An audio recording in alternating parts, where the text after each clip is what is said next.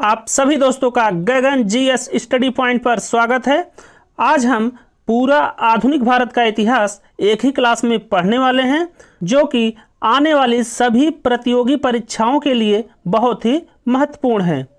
तो आइए इस मैराथन क्लास की शुरुआत करते हैं।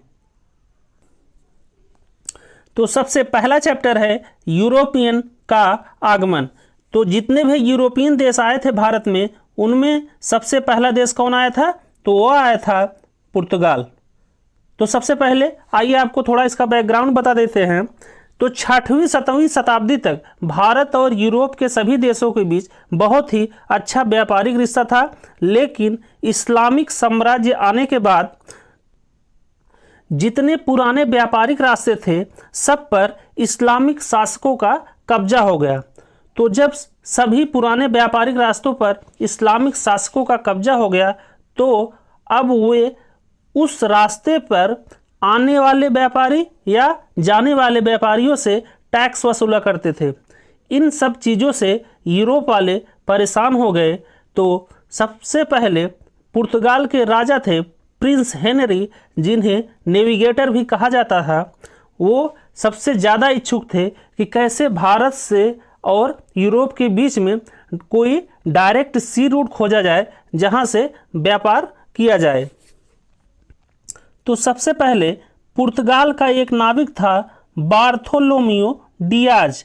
ये क्या था? पुर्तगाल का नाविक था, जो 1487 में कहाँ तक आया? कोप ऑफ गुड होप तक। ये कोप ऑफ गुड होप कहाँ पर है? तो ये साउथ अफ्रीका में है। वहाँ पर 1487 में आया और वहीं से वापस चला गया। फिर पुर्तगाल के दूसरे नाविक वास्को डिगामा पुर्तगाल से निकले डायरेक्ट सी रूट के खोज में। कहाँ तक? भारत तक।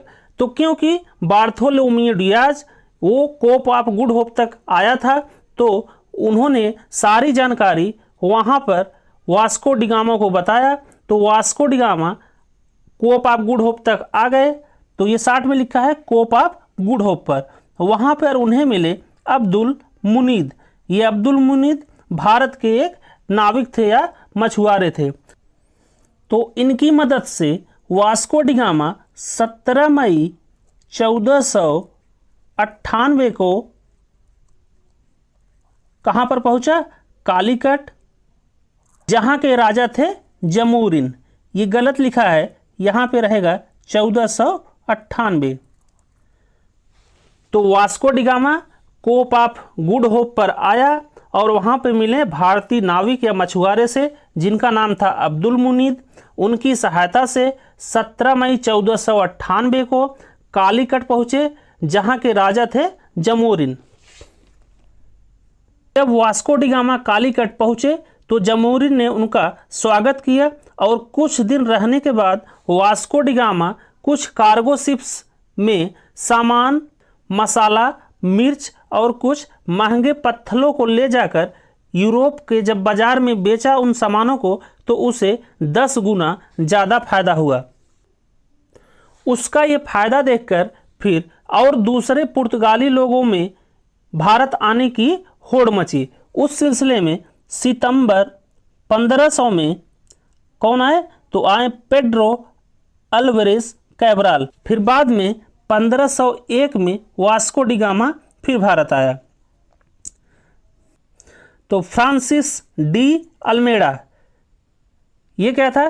तो भारत में पहला पुर्तगाली गवर्नर कौन था? Francis de Almeida. ये कब से कब तक था?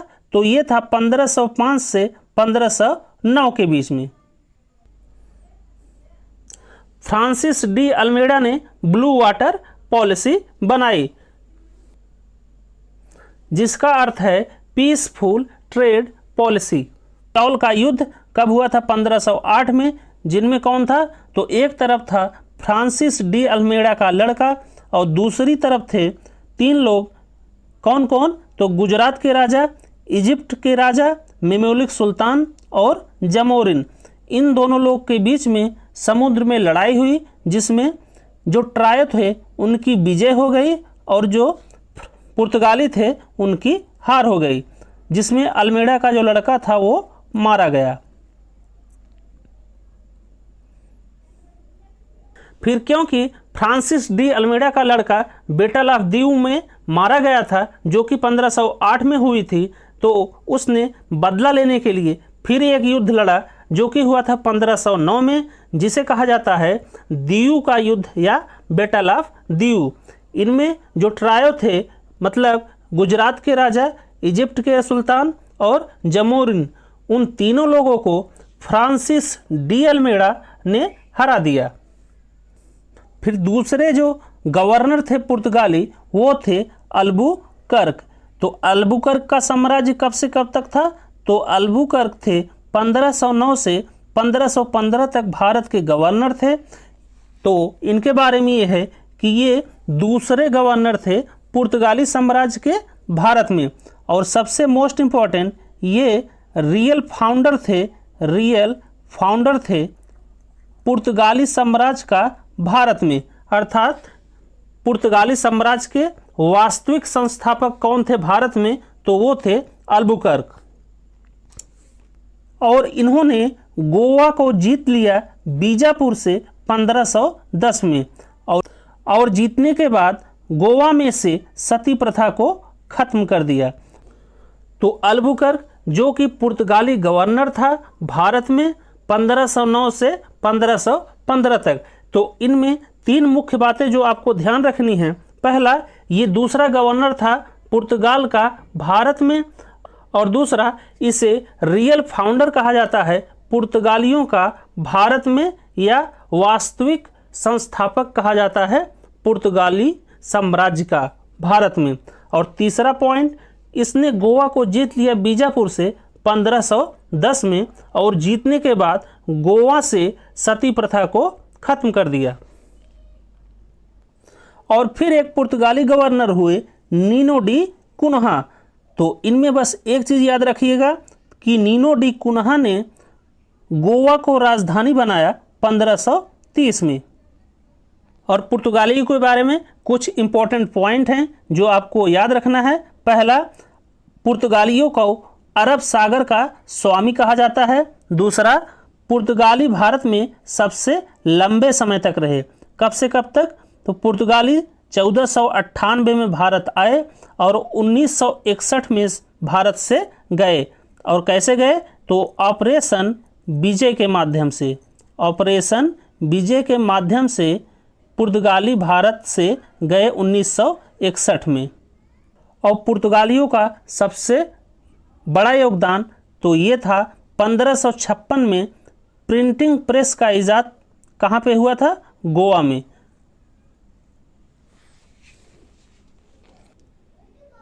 उसके बाद हम लोग देखेंगे जो यूरोपियन देश भारत में आए थे उनकी कंपनी कब बनी, और वे भारत आए कब, और वे भारत आकर कंपनी की अपने स्थापना कब किए। तो ये सीक्वेंस याद रखिएगा।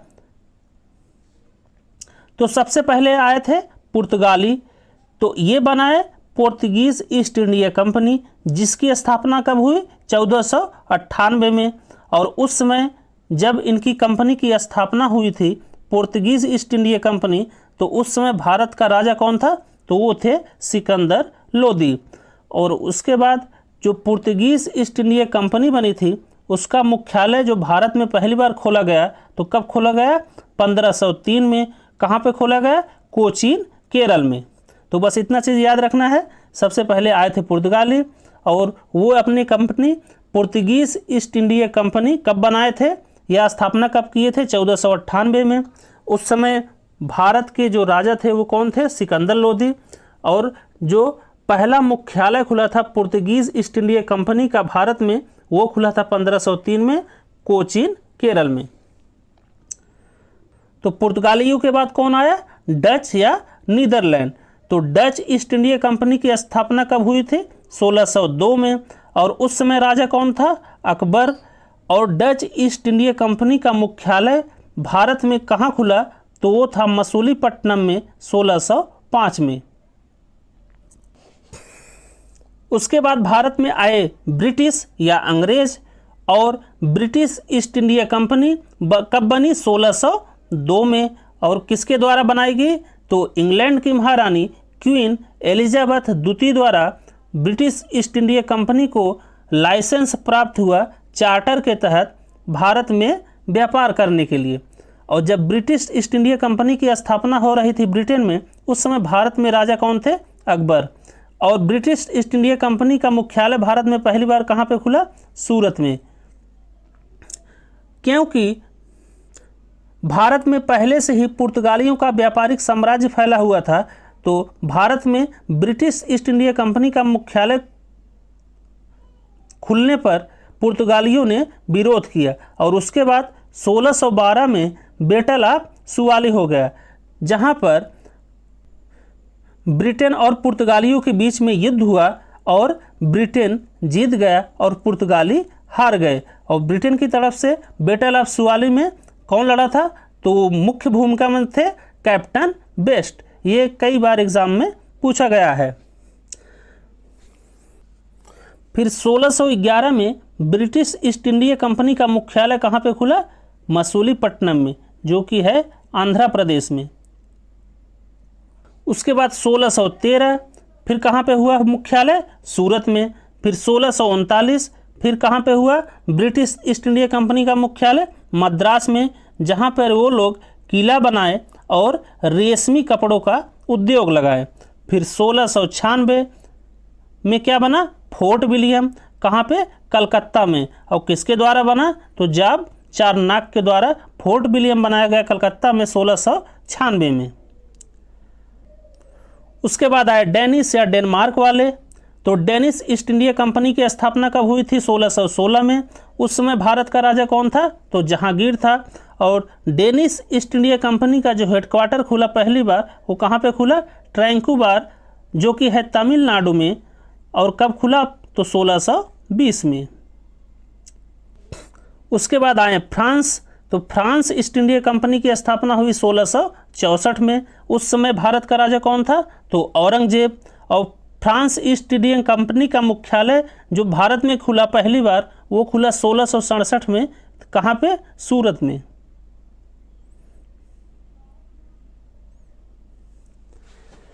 उसके बाद कुछ इंपॉर्टेंट पॉइंट हैं, उसको भी आप लोग ध्यान रखिएगा। तो जॉब चारनाक ये किसका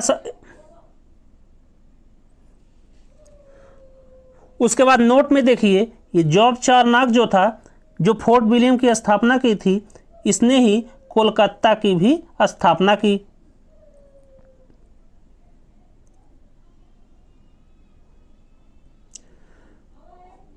लुटियंस ने दिल्ली की स्थापना की, ओंगियार ने मुंबई की स्थापना की, फ्रांसिस डी ने मद्रास की स्थापना की, कार्बूजियर ने चंडीगढ़ की स्थापना की और मार्टिन ने पुदुचेरी की स्थापना की। ये भी क्वेश्चन कई बार एग्जाम में आ गया है, तो इसको भी आप लोग ध्यान रखिएगा। ब्रिटिश पॉलिसीज, अंग्रेजों की नीतियों के बारे में आज पढ़ा जाएगा। तो आइए शुरू करते हैं। ब्रिटिश पॉलिसीज ये है 3 प्रकार की। कौन कौन सी? पॉलिटिकल पॉलिसीज, राजनैतिक नीति, इकोनॉमिकल पॉलिसीज, आर्थिक नीति, और तीसरा है सोशल एंड रिलीजियस पॉलिसीज, सामाजिक और धार्मिक नीति। पॉलिटिकल पॉलिसीज 2 प्रकार की होती है, सहायक संधि या सब्सिडरी अलायंस, दूसरा है हड़प नीति या डॉक्ट्रिन लैप्सेस, और इकोनॉमिकल पॉलिसीज या आर्थिक नीति 3 प्रकार की होती है, जमींदारी, रैयतवाड़ी और महलवाड़ी। उसके बाद सोशल एंड रिलीजियस पॉलिसी, इसमें 2 एक्ट पास हुए थे 1829 में। सती एक्ट, ये इम्पोर्टेंट है, याद रखिएगा। सती एक्ट कब पास हुआ था? 1829 में। और विधवा विवाह अधिनियम या विडोर एक्ट, ये कब पास हुआ था? 1856 में। तो सोशल एंड रिलीजियस पॉलिसी में बस यही 2 चीज़ याद रखना है कि 1829 में सती एक्ट पास हुआ था और 1856 में विधवा विवाह अधिनियम या विडोर एक्ट। उसके बाद देखते हैं राजनीतिक पॉलिसीज़ में पहला क्या है? Subsidiary alliance. तो सब्सिडरी अलायंस या सहायक संधि।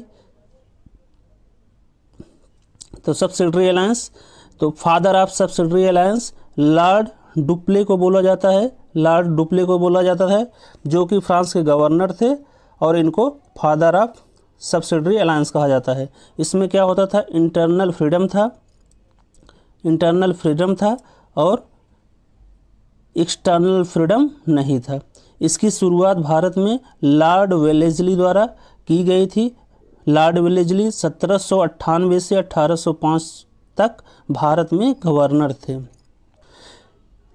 इसकी शुरुआत हुई भारत में कहाँ कहाँ पे, तो सबसे पहले हैदराबाद 1798, मैसूर 1799 और तंजौर जो कि तमिलनाडु में है 1799 में। इसको शॉर्ट फॉर्म में याद करने के लिए सीक्वेंस में कि पहले कहाँ पे हुआ था, तो HMT याद रखिएगा,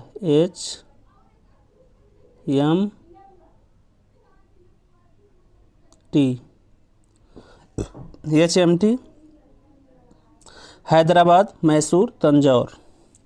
फिर देखते हैं हम लोग दूसरी नीति, तो दूसरी है डलहौजी की हड़प नीति। तो हड़प नीति कौन स्टार्ट किया था?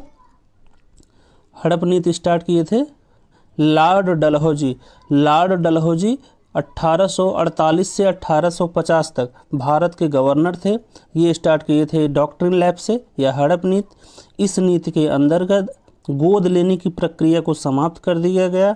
मतलब कोई अगर जिसके पास लड़का नहीं है वो दूसरा अपना कोई लड़का एडॉप्ट नहीं कर सकता था जिसे वो अपना राज्य पाट दे। इस बेसिस पर कुछ राज्यों को भारत में मिला लिया गया। वे राज्य हैं, पहले है सतारा 1848 में, उदयपुर 1852 में, झांसी 1853 में, नागपुर 1854 में। और इसी क्रम में अवध को भी मिलाया गया था, लेकिन अवध को बैड गवर्नेंस के आधार पर मिलाया गया था। ये क्रम याद रखने के लिए या कौन कौन से राज्य मिलाए गए थे on the basis of doctrine lab से, ये चीज़ याद रखिएगा शॉर्ट फॉर्म में सूजना, मतलब SUNA।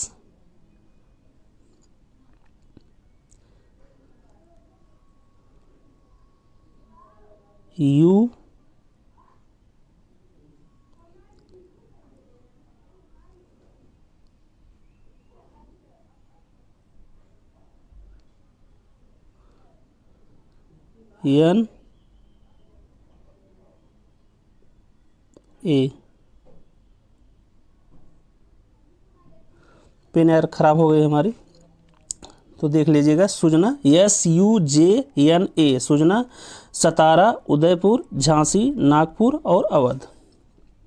फिर उसके बाद देखिएगा तो इकोनॉमिकल पॉलिसीज़ में सबसे पहले है जमींदारी। जमींदारी स्टार्ट किया था, कौन स्टार्ट किया था, तो लॉर्ड कॉर्नवालिस ने 1790 में ये लॉर्ड कॉर्नवालिस लाया था जमींदारी को। और जमींदारी 1793 में इस सिस्टम को क्या कर दिया गया, फिक्स कर दिया गया 10 साल के लिए। 1793 में 10 साल के लिए फिक्स कर दिया गया। इसी को कहा गया परमानेंट सेटलमेंट। परमानेंट सेटलमेंट या हिंदी में अस्थाई बंदोबस्त। अब देखिए जमींदारी में क्या होता था कि किसी भूखंड को किसी लैंडलॉर्ड को दे दिया जाता था ब्रिटिश गवर्नमेंट की तरफ से, और लैंडलॉर्ड या भूस्वामी की ये जिम्मेदारी होती थी कि उस ज़मीन से राजस्व वसूल करके ब्रिटिश या ईस्ट इंडिया कंपनी को दे। तो जो लैंडलॉर्ड होता था, भूस्वामी होता था, उस ज़मीन को किसानों को दे देता था खेती करने के लिए, और जब फसल तैयार हो जाती थी तो उसका 1/3 किसानों को मिलता था, बाकी जमींदार को मिल जाता था, जिसमें जमींदार उस राजस्व का जो उसे मिलता था किसानों को देने के बाद उसका 11% जमींदार अपने पास रखता था, बाकी 89% 89% ब्रिटिश ईस्ट इंडिया कंपनी को देना होता था। तो सबसे पहले जमींदारी कहाँ कहाँ पे लागू हुई ये देख लीजिए। तो पहले लागू हुई थी बिहार में, उसके बाद बंगाल में, फिर उड़ीसा में और फिर कर्नाटक में।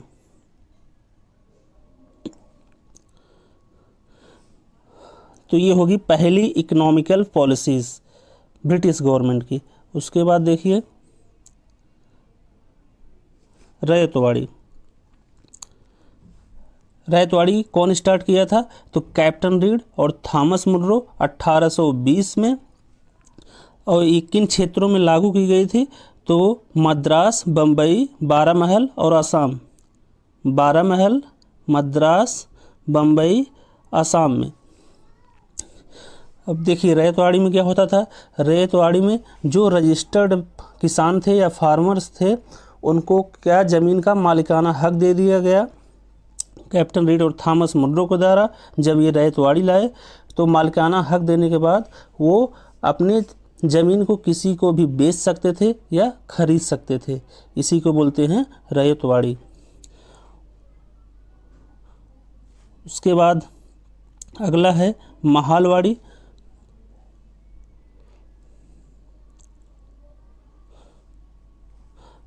महालवाड़ी तो महालवाड़ी कौन लाया था, हाल्ट मैकेंजी 1822 में। महालवाड़ी में क्या होता था, किसी ज़मीन पर किसी पर्टिकुलर आदमी का मालिकाना हक नहीं होता था, बल्कि उस ज़मीन पर किसी एक गांव समुदाय के पूरा अधिकार होता था और उसमें किसी पर्टिकुलर इंडिविजुअल का अधिकार नहीं होता था। और उस पूरे गांव समाज या जो भी क्षेत्र होता था या इसी को महाल बोला जाता है, उनकी ये जिम्मेदारी होती थी कि वो सरकारी राजस्व ब्रिटिश ईस्ट इंडिया कंपनी में जमा कराएं। तो इसमें क्या होता था, ज़मीन के एक टुकड़े को लगभग इसमें आई थी 33% ज़मीन तो महालवाड़ी में, और रैयतवाड़ी में 51% आई थी। तो महालवाड़ी ज़मीन के टुकड़े को पूरे ग्राम समुदाय को दे दिया जाता था और उस गांव समुदाय की ये जिम्मेदारी होती थी कि उस वहाँ से राजस्व इकट्ठा करके ब्रिटिश सरकार को दे। कौन स्टार्ट किया था, हाल्ट मैकेंजी। एरिया कौन कौन सी थी, तो यूपी यूनाइटेड प्रोविंस बोला जाता है इसको, एमपी मिडिल प्रोविंस और पंजाब में। तो और उसके बाद है, ये थोड़ा सा इम्पोर्टेंट है, इसको भी देख लीजिए। फादर ऑफ सिविल सर्विसेज किसे कहा जाता है, तो लॉर्ड कॉर्नवालिस कहा जाता है। बहुत इंपॉर्टेंट है, यूपीएसआई में 2 बार आया है। और सिविल सर्विसेज जो एग्ज़ाम होता है इसे कहा जाता है स्टील फ्रेम इन इंडिया, इसे कहा जाता है स्टील फ्रेम इन इंडिया। और सिविल सर्विसेज का एग्ज़ाम स्टार्ट कब हुआ था, तो स्टार्ट हुआ था 1853 में। इंडिया में कब स्टार्ट हुआ, इंडिया में स्टार्ट हुआ 1923 में, इसके पहले ब्रिटेन में होता था। और फर्स्ट आईसीएस उस समय जो क्वालिफाई करता था उसको आईसीएस बोला जाता है। तो फर्स्ट आईसीएस कौन हुआ था भारत से, तो सत्येंद्र नाथ टैगोर हुए थे 1853 ईस्वी में। तो बस ये कुछ इंपॉर्टेंट पॉइंट है, इसको भी याद रखिएगा। इसमें देखिए सबसे इम्पॉर्टेंट है कौन नीति कौन चालू किया था, तो ये पहले सोशल और रिलीजियस में 1829 सती एक्ट और 1856 में विधवा विवाह अधिनियम, ये याद रखिएगा। बाकी सब्सिडरी अलायंस कौन चालू हुआ था, तो वेलेस्ली चालू किया था। और हड़प नीति डलहौजी चालू किया था। जमींदारी कॉर्नवालिस द्वारा। रैयतवाड़ी कैप्टन रीड और थॉमस मुनरो द्वारा। और महालवाड़ी हाल्ट मैकेंजी द्वारा। बस ये चीज़ इंपॉर्टेंट है, कौन सी नीति किसने चालू की थी, और यही एग्जाम में अधिकतर आता है। बाकी ये सिविल सर्विसेज के फादर किसे बोला जाता है, तो लॉर्ड कॉर्नवालिस को बोला जाता है। सोशियो रिलीजियस मूवमेंट के बारे में, अर्थात सामाजिक धार्मिक आंदोलन के बारे में, तो आइए शुरू करते हैं। तो पहले के समय में भारत में बहुत सारी सामाजिक और धार्मिक कुरीतियाँ फैली हुई थीं, जैसे कि विधवा औरत की दोबारा शादी नहीं होगी, सती सिस्टम हो गया, दलितों का किसी भी धार्मिक स्थल पर जाने से प्रतिबंध, और इसके अलावा बहुत सारी। इन्हीं सब बुराइयों को दूर करने के लिए सोशियो रिलीजियस मूवमेंट चला, जिसमें बहुत लोग शामिल हुए। तो आइए जो कुछ प्रमुख लोग इस मूवमेंट में शामिल हुए उन्हीं के बारे में देखते हैं। तो सबसे प्रमुख व्यक्ति थे इसमें राजा राम मोहन राय, जिनको कि अकबर ने राजा की उपाधि दी, और इन्हें पॉलीगॉट कहा जाता था, अर्थात ये बहुभाषी थे और इन्हें बहुत सारी भाषाओं का ज्ञान था। और इन्हें आधुनिक भारत का पिता कहा जाता है, अर्थात फादर ऑफ मॉडर्न इंडिया। इन्होंने कुछ पुस्तकों की रचना की, जिनमें से कुछ प्रमुख हैं परसेप्ट ऑफ जीसस, जिसकी रचना इन्होंने 1820 में की। संवाद कुमुदनी, जिसकी रचना इन्होंने बंगाली भाषा में की। मीरातुल अकबर, जिसकी रचना इन्होंने फारसी भाषा में की, और ब्रह्मानिकल मैगजीन, जिसकी रचना इन्होंने इंग्लिश लैंग्वेज में की। और ये संस्थापक रहे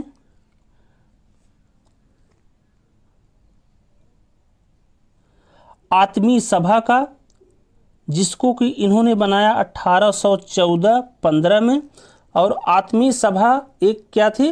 फ्रेंडली एसोसिएशन था, फ्रेंडली एसोसिएशन था, जिसका काम यह था कि बंगाल में कैंपेन कर करके जगह जगह पर लोगों में जागरूकता फैलाना।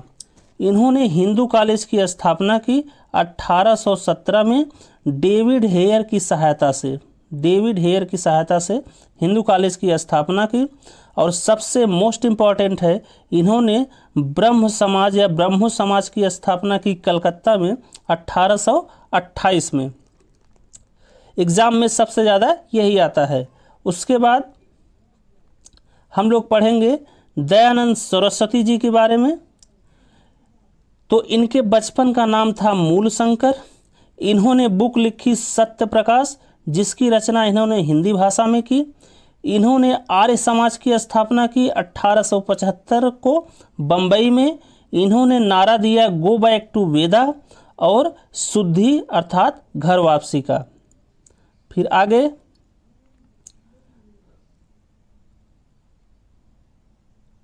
हम सबके फेवरेट स्वामी विवेकानंद जी। तो इनके बचपन का नाम था नरेंद्र दत्ता या नरेंद्र दत्त। और इनके जन्म दिवस पर अर्थात 12 जनवरी को राष्ट्रीय युवा दिवस मनाया जाता है। और इंटरनेशनल युवा दिवस कब मनाया जाता है? तो 12 अगस्त को। इन्होंने world parliament on religious issue को अटेंड किया, जो कि हुआ था शिकागो अमेरिका में 1893 में। और ये संस्थापक थे रामकृष्ण मिशन की, और इसकी स्थापना इन्होंने की थी 1897 में। इन्होंने कुछ बुक लिखी जो कि हैं कर्मयोग, राजयोग, भक्ति योग, परिचय और पाश्चात्य। इन्होंने ये कुछ महत्वपूर्ण किताबों की रचना की। उसके बाद हैं इन लोग के बारे में बस यही, ये लोग किस चीज़ की स्थापना किए थे बस छोटा छोटा है, याद रखिएगा। तो पहले हैं देवेंद्रनाथ टैगोर। इन्होंने तत्वबोधिनी सभा की स्थापना की या इसके संस्थापक रहे। फिर हैं केशव चंद्र सेन जी। तो इनके बारे में याद रखिएगा, ये ब्रह्म समाज को ज्वाइन कर लिए 1857 में। और ये संगत सभा जो कि 1860 में बना था, इसके संस्थापक रहे। फिर अगला है हेनरी विवियन डेरोजियो। इन्होंने क्या किया था? इन्होंने यंग बंगाल आंदोलन। फिर हैं हेनरी विवियन डेरोजियो। इन्होंने यंग बंगाल मूवमेंट की शुरुआत की थी। और फिर आत्मा रंग पांडुरंग। इन्होंने क्या किया था? तो इन्होंने प्रार्थना समाज की स्थापना की थी 1867 ईस्वी को बम्बई में। फिर हैं ज्योतिबा फूले। इन्होंने सत्य शोधक समाज की स्थापना की थी और एक बुक लिखी थी गुलामगिरी। फिर अगले हैं सर सैयद अहमद खान। सर सैयद अहमद खान, इन्होंने अलीगढ़ मूवमेंट या अलीगढ़ आंदोलन की शुरुआत की थी और एक कॉलेज की स्थापना की थी 1875 में, जिसको कहा जाता है मोहम्मडन एंग्लो ओरिएंटल कॉलेज, जो कि बाद में अलीगढ़ मुस्लिम यूनिवर्सिटी के नाम से जाना गया। फिर है सिख मूवमेंट। सिख मूवमेंट ये कहाँ पे हुआ था? तो ये पंजाब में हुआ था। और कौन सा मूवमेंट हुआ था? तो कूका मूवमेंट हुआ था, कूका आंदोलन हुआ था। ये भी कई बार आया है कि सिखों से संबंधित कौन सा आंदोलन हुआ पंजाब में? तो कूका मूवमेंट हुआ पंजाब में। 1857 के विद्रोह या 1857 की क्रांति के बारे में। तो आइए शुरू करते हैं। तो 1857 की क्रांति के समय ब्रिटेन के प्रधानमंत्री थे पामस्टन, भारत के गवर्नर जनरल थे लॉर्ड कैनिंग और मुगल सम्राट थे बहादुर शाह जफर। उसके बाद देखना है विद्रोह की प्रकृति, मतलब कौन लोग क्या क्या बोले थे विद्रोह के बारे में। तो इसे पूर्ण सिपाही विद्रोह कहा गया। किसने कहा था? सर जॉन लॉरेंस और सीले ने। राष्ट्रीय विद्रोह किसने कहा था? तो बेंजामिन डिसराली ने। और तीसरा है सभ्यता और बर्बरता के बीच संघर्ष, ये किसने बोला था? टी.आर. होम्स ने। और चौथा हिंदू मुस्लिम का अंग्रेजों के खिलाफ विद्रोह, ये बोले थे जेम्स और डब्ल्यू टेलर ने। उसके बाद एक और है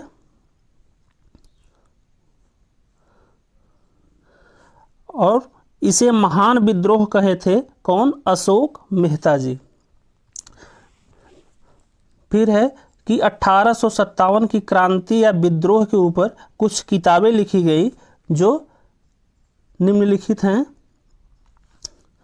तो सबसे पहली किताब का नाम है भारतीय स्वतंत्रता संग्राम 1857, जिसे लिखे थे वी.डी. सावरकर। और उसके बाद है 1857, ये बुक का नाम है, इसे लिखे थे एस.एन. सेवी। उसके बाद सिपाही विद्रोह और 1857 का विद्रोह, इसे लिखे थे आर.सी. मजूमदार। फिर आगे हम लोग देखेंगे विद्रोह के मुख्य कारण। तो पहला कारण था राजनीतिक कारण। इसमें था कि जो सब्सिडरी अलायंस थी, सहायक संधि और हड़प नीति। तो हड़प नीति किसकी थी? डलहौजी की। सहायक संधि किसकी थी? तो वेल्लेजली की।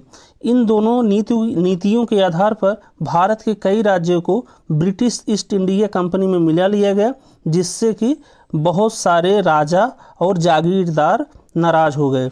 उसके बाद दूसरा है आर्थिक में क्या था कि किसानों के ऊपर लगान बहुत ज़्यादा बढ़ा दिया गया। और तीसरा है सामाजिक और धार्मिक। इसमें था कि जो सामाजिक पहले से प्रथा चली आ रही थी, जैसे सती सिस्टम हो गया, विधवाओं के विवाह के संदर्भ में हो गया, उसको ब्रिटिश सरकार ने ख़त्म कर दिया। इससे समाज में भी विरोध हो गया। और धार्मिक क्या हो गया कि जो जैसे टेम्पल होता था, मंदिर और मस्जिद, इनकी ज़मीनों पर ब्रिटिश सरकार ने कर वसूलना स्टार्ट कर दिया। और चौथा है सैन्य में ये हो गया कि कोई भी भारतीय सिपाही चाहे कितना भी बड़ा योग्य हो, उसे हमेशा नीचे वाली भी पोस्ट मिलती थी और उसको न तो प्रमोशन ढंग से मिलता था और न ही वेतन सही से मिलता था। इसलिए सैनिक भी विद्रोह कर दिए। तो यही चार मुख्य कारण थे विद्रोह के: राजनीतिक, आर्थिक, सामाजिक और धार्मिक, और चौथा है सैन्य। उसके बाद देखना है तात्कालिक कारण क्या था। तो इनफील्ड राइफल में चर्बी युक्त कारतूस का प्रयोग। तो तात्कालिक कारण यह था कि जो एक राइफल आती थी इनफील्ड राइफल, उसमें एक कारतूस का इस्तेमाल होता था जिसे मुंह से खींचना होता था और उसमें चर्बी लगी हुई होती थी। और ऐसा कहा गया कि वह चर्बी गाय और सूअर की है, जिससे हिंदू धर्म के लोग और मुस्लिम धर्म के लोग ब्रिटिश गवर्नमेंट से नाराज़ हो गए। उसके बाद 29 मार्च 1857 को बैरकपुर छावनी मेरठ में मंगल पांडे ने अपने सहायक की हत्या कर दी। फिर 10 मई 1857 को विद्रोह पूरे देश में फैल गया। मुख्य रूप से यह फैला था उत्तर भारत में और कहीं कहीं ईस्ट इंडिया में, वेस्ट इंडिया में और कहीं कहीं दक्षिण भारत में फैला था। पूर्ण रूप से फैला था सिर्फ उत्तर भारत में। उसके बाद है 1857 के विद्रोह का परिणाम। तो 1857 में जो विद्रोह हुआ था उसके क्या क्या परिणाम निकले। तो पहला परिणाम ये हुआ कि मुगल साम्राज्य हमेशा के लिए ख़त्म हो गया, ईस्ट इंडिया कंपनी का शासन हमेशा के लिए ख़त्म हो गया। और जो ब्रिटेन की रानी थी, रानी विक्टोरिया, उन्होंने ये घोषणा की कि अब ईस्ट इंडिया कंपनी का शासन भारत में समाप्त हो गया और 1 नवंबर 1858 से भारत में ब्रिटिश राज्य का हुकूमत चलेगी या शासन चलेगा, जिसकी घोषणा उस समय के गवर्नर जनरल लॉर्ड कैनिंग ने की। बस इतना ही है। उसके बाद हमको ये देखना है कि किस सेंटर या केंद्र पर विद्रोह का नेता कौन था और कौन से अंग्रेजी ऑफिसर्स थे जो उसको ख़त्म किए या दबाएं। तो फिर देखिए, सबसे पहला केंद्र था दिल्ली। उसमें विद्रोह की तरफ से जो नेता थे वो थे बहादुर शाह और बख्त खान, और विद्रोह को दबाने वाले जो अंग्रेज अफसर थे वो थे निकोलसन और हडसन। फिर कानपुर में थे नाना साहेब और तात्या टोपे, और ब्रिटेन की तरफ से थे कैंपबेल। फिर लखनऊ में थी बेगम हजरत महल, और विद्रोह को दबाने वाले अंग्रेज थे हैवलॉक। फिर उसके बाद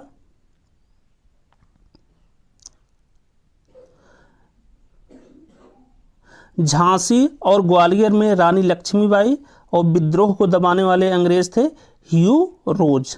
फिर जगदीशपुर, ये बिहार में है, यहाँ पे थे बाबू कुंवर सिंह, और अंग्रेजों की तरफ से थे विलियम टेलर। फिर फैजाबाद में थे मौलवी अहमदुल्लाह, और अंग्रेजों की तरफ से थे जनरल रेनार्ड।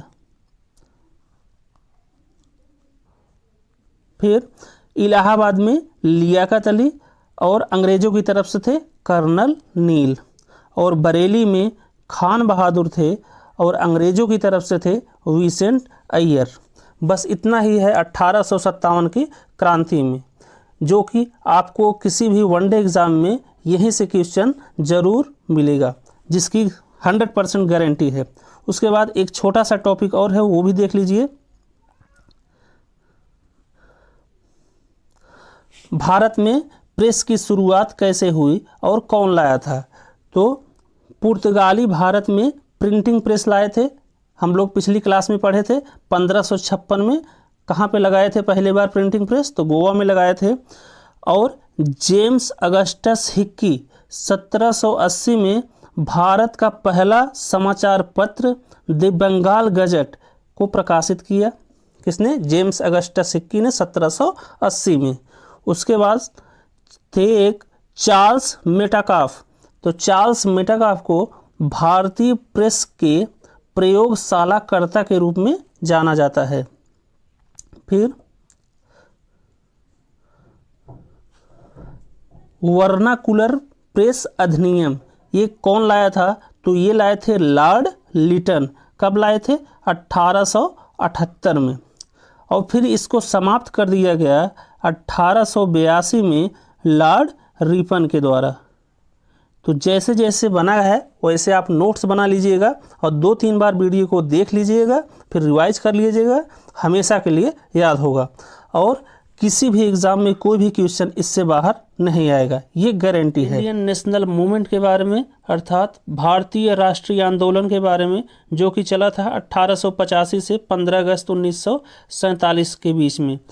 तो 1885 और 1947 के बीच में जितनी भी मुख्य घटनाएं हुई, अब हम लोग उन्हीं टॉपिक पर डिस्कस करेंगे। तो जिसमें आज का टॉपिक है इंडियन नेशनल कांग्रेस। तो आइए शुरू करते हैं।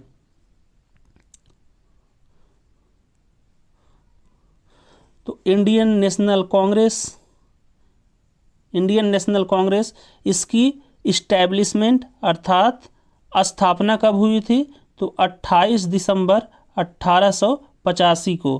कहाँ पे हुई थी? तो गोकुलदास तेजपाल संस्कृत कॉलेज मुंबई में। और इसके फाउंडर अर्थात संस्थापक कौन थे? तो ये एक अंग्रेज थे जिनका नाम था A.O. ह्यूम। और इसके प्रेसिडेंट अर्थात अध्यक्ष कौन थे? तो ये थे W.C. बनर्जी। और इसका शॉर्ट नेम INC कौन दिए थे? तो ये दिए थे DBN अर्थात दादा भाई नौरोजी। फिर आगे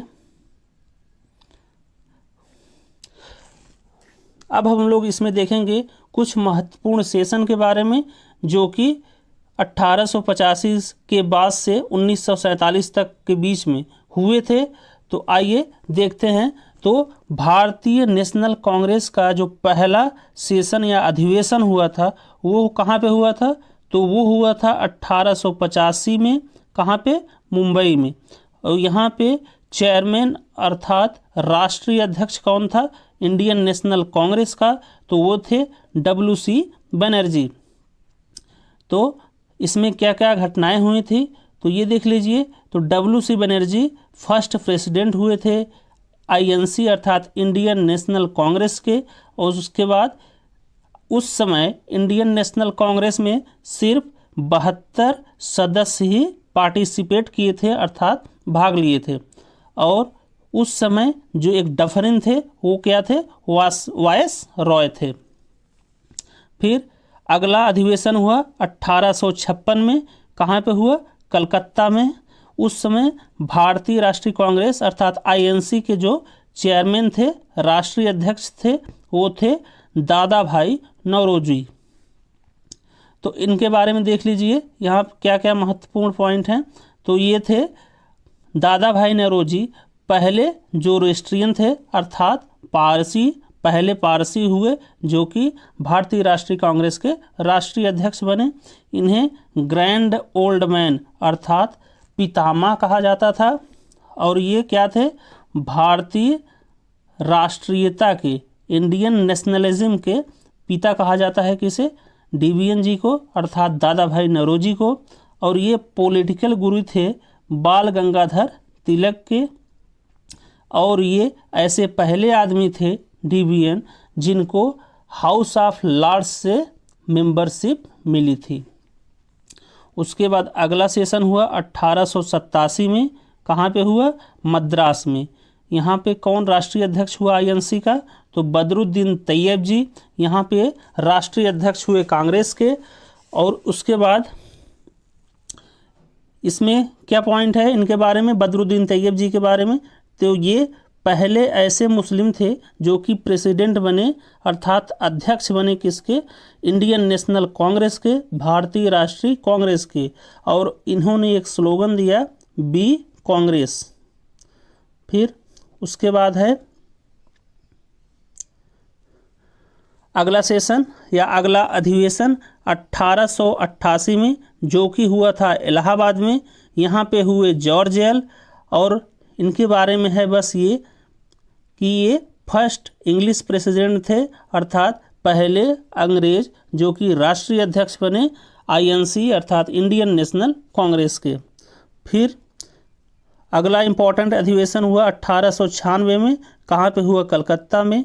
यहाँ पे कौन बना चेयरमैन इंडियन नेशनल कांग्रेस का? तो रहमतुल्लाह सयानी बने इंडियन नेशनल कांग्रेस के चेयरमैन। और यहाँ पे गाया गया वंदे मातरम। और कौन गाया वंदे मातरम? तो गाए बंकिम चंद्र चटर्जी। किस अधिवेशन में? तो 1896 में कलकत्ता अधिवेशन में गए। फिर 1911 कलकत्ता में अगला अधिवेशन हुआ। और यहाँ पे राष्ट्रीय अध्यक्ष थे इंडियन नेशनल कांग्रेस के विशन नारायण धर। और यहाँ पे गाया गया जनगण मन। और किसके द्वारा गाया गया? तो रविन्द्रनाथ टैगोर। ये दोनों बहुत इंपॉर्टेंट है कि वंदे मातरम किसके द्वारा गाया गया? तो बंकिम चंद्र चटर्जी के द्वारा गाया गया। किस अधिवेशन में? तो 1896 के कलकत्ता अधिवेशन में। उस समय राष्ट्रीय अध्यक्ष थे INC के रहमतुल्लाह सयानी। और जनगण मन गाया गया रविन्द्रनाथ टैगोर के द्वारा। किस अधिवेशन में? तो कोलकाता अधिवेशन में 1911 में। और उस समय राष्ट्रीय अध्यक्ष थे इंडियन नेशनल कांग्रेस के विशन नारायण धर। फिर अगला पॉइंट है, फिर अगला इंपॉर्टेंट अधिवेशन कहाँ पे हुआ? बनारस में। कब हुआ? 1905 में। बनारस में हुआ 1905 में।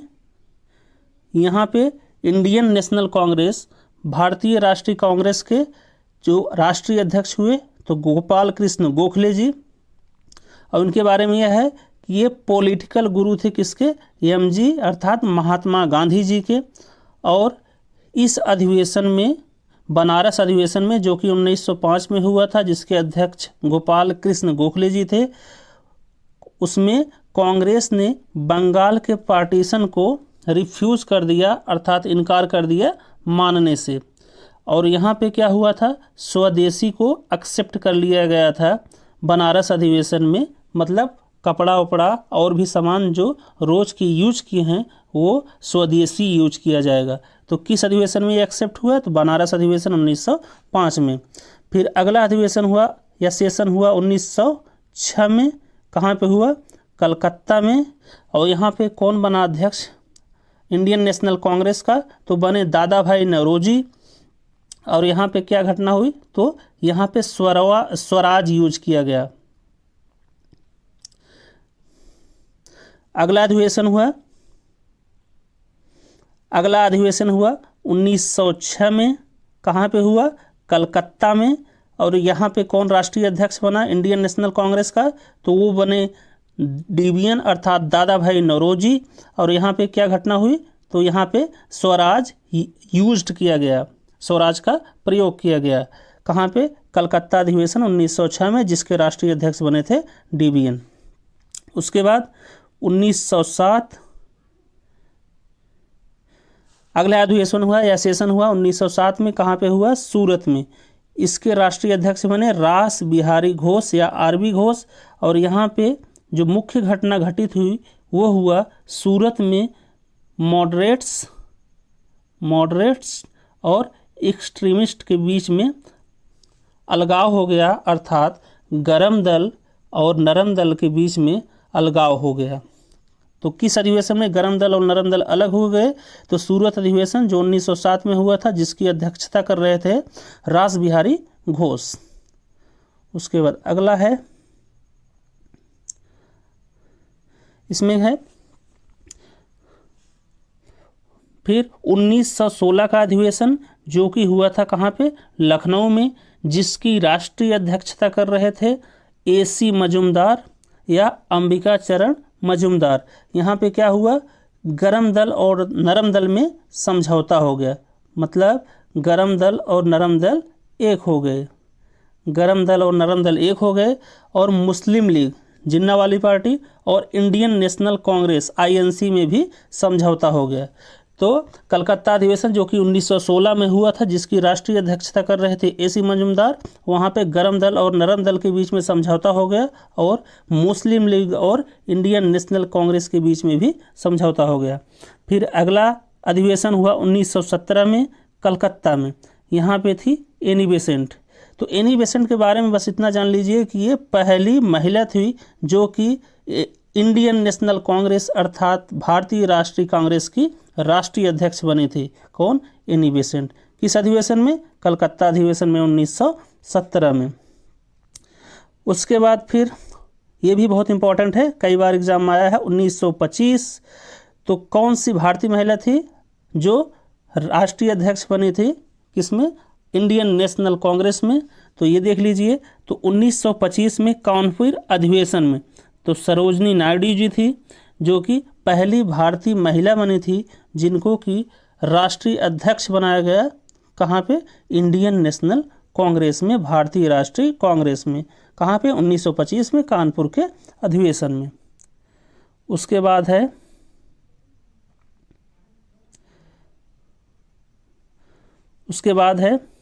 1924 का अधिवेशन, कहाँ पे हुआ था, बेलगांव राजस्थान में।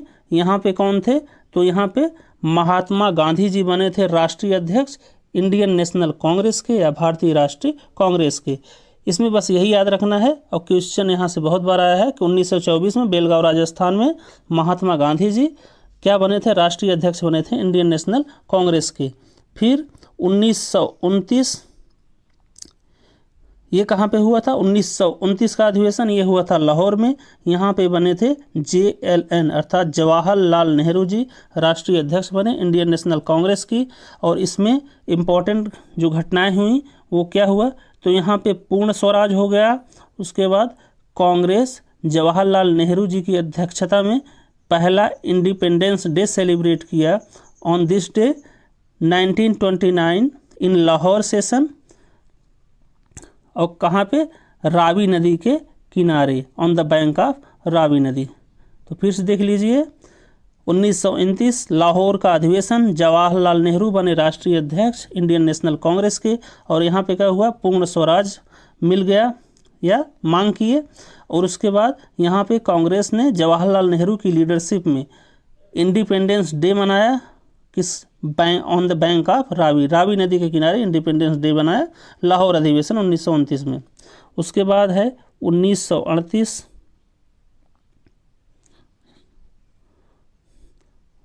उसके बाद है 1938 का अधिवेशन। ये कहाँ पे हुआ था, तो ये हुआ था हरिपुरा, गुजरात में। यहाँ पे इंडियन नेशनल कांग्रेस के राष्ट्रीय अध्यक्ष बने सुभाष चंद्र बोस जी या नेताजी सुभाष चंद्र बोस।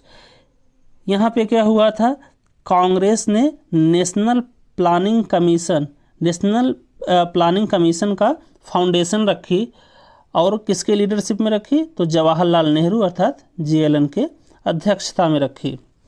तो फिर से देखिए 1938 हरिपुरा के अधिवेशन में, जिसकी अध्यक्षता कर रहे थे Subhash Chandra Bose, Congress founded national planning commission under the leadership of Jawaharlal Nehru. फिर आगे देखना है, ये है लास्ट स्लाइड, और ये यहाँ पे हुआ था 1939 में। ये अधिवेशन हुआ था कहाँ पे, त्रिपुरी में, जो कि है मध्य प्रदेश MP में। यहाँ पे पहले तो सुभाष चंद्र बोस अध्यक्ष बनाए गए, उसके बाद कुछ समय बाद ये रिजाइन दे दिए, और बाद में कौन बन गया, INC का प्रेसिडेंट या चेयरमैन, तो राजेंद्र प्रसाद बन गए। फिर यहाँ पे राजेंद्र प्रसाद जी ने, जब सुभाष चंद्र बोस ने रिजाइन दे दिया, तो उसके बाद चुनाव हुआ INC का या इंडियन नेशनल कांग्रेस का प्रेसिडेंट बनने के लिए। किसके किसके बीच में, तो राजेंद्र प्रसाद और पट्टाभी सीतारमैया के बीच में, जिसमें राजेंद्र प्रसाद ने पट्टाभी सीतारमैया को हरा दिया। और जो राजेंद्र प्रसाद ने पट्टाभी सीतारमैया को हराया चुनाव में, इस घटना को त्रिपुरी इंसिडेंट कहा जाता है। तो ये क्वेश्चन बहुत आता है यहाँ से कि त्रिपुरी इंसिडेंट किस अधिवेशन में हुआ था, तो ये हुआ था 1939 में त्रिपुरी में, जो MP में अधिवेशन हुआ था 1939 में, जिसके प्रेसिडेंट कुछ समय के लिए सुभाष चंद्र बोस जी थे। उसके बाद कुछ समय बाद इनके रिजाइन देने पर राजेंद्र प्रसाद और पट्टाभी सीतारमैया में चुनाव हुआ अध्यक्ष बनने के लिए, जिसमें राजेंद्र प्रसाद ने पट्टाभी सीतारमैया को हरा दिया, और उसी घटना को त्रिपुरी क्राइसिस बोला जाता है। फिर अगला है 1947, ये हुआ था दिल्ली में ये अधिवेशन, और यहाँ पे अध्यक्ष बने थे राजेंद्र प्रसाद, और यहाँ पे कुछ नहीं हुआ था जो कि बताया जाए। फिर 1948 में फाइनली पट्टाभी सीतारमैया जी इंडियन नेशनल कांग्रेस के अध्यक्ष बन गए, अर्थात भारतीय राष्ट्रीय कांग्रेस के अध्यक्ष बन गए। तो जितने भी इम्पोर्टेंट सेशन या अधिवेशन हुए थे सब हम लोग इसमें कवर किए, और इससे बाहर कोई भी क्वेश्चन इंडियन नेशनल कांग्रेस से संबंधित किसी भी एग्ज़ाम में नहीं आएगा। तो आप लोग वीडियो को 2-3 बार देखिए, नोट्स बनाइए और याद करिए। भारतीय राष्ट्रीय आंदोलन 3 चरणों में हुआ था।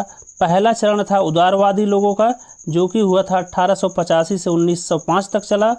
दूसरा है उग्रवादी लोगों का, लाल बाल पाल अर्थात बाल गंगाधर तिलक, लाला लाजपत राय और बिपिन चंद्र पाल, इन्हीं को उग्रवादी लोगों का हेड कहा जाता था।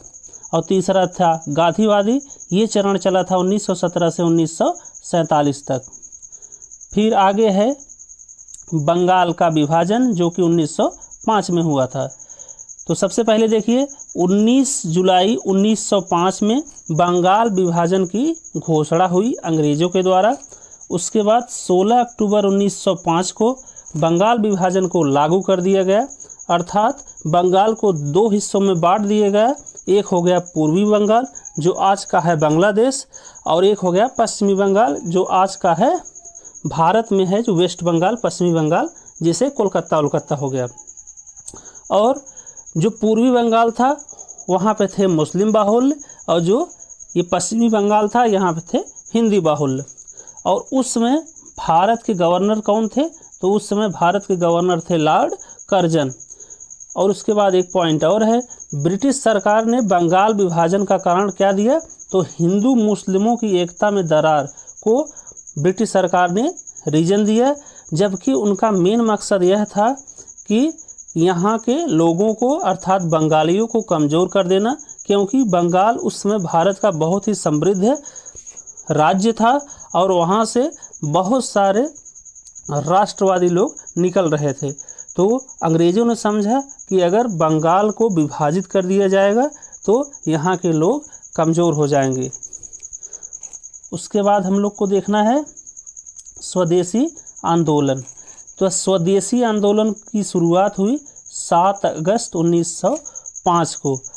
मतलब यह कि जब ये हुआ कि बंगाल की विभाजन हो जाएगा, इसकी घोषणा कर दी गई 19 जुलाई 1905 के, तो उसके कुछ दिन बाद अर्थात 7 अगस्त 1905 को कलकत्ता के टाउन हॉल में स्वदेशी आंदोलन की शुरुआत हो गई।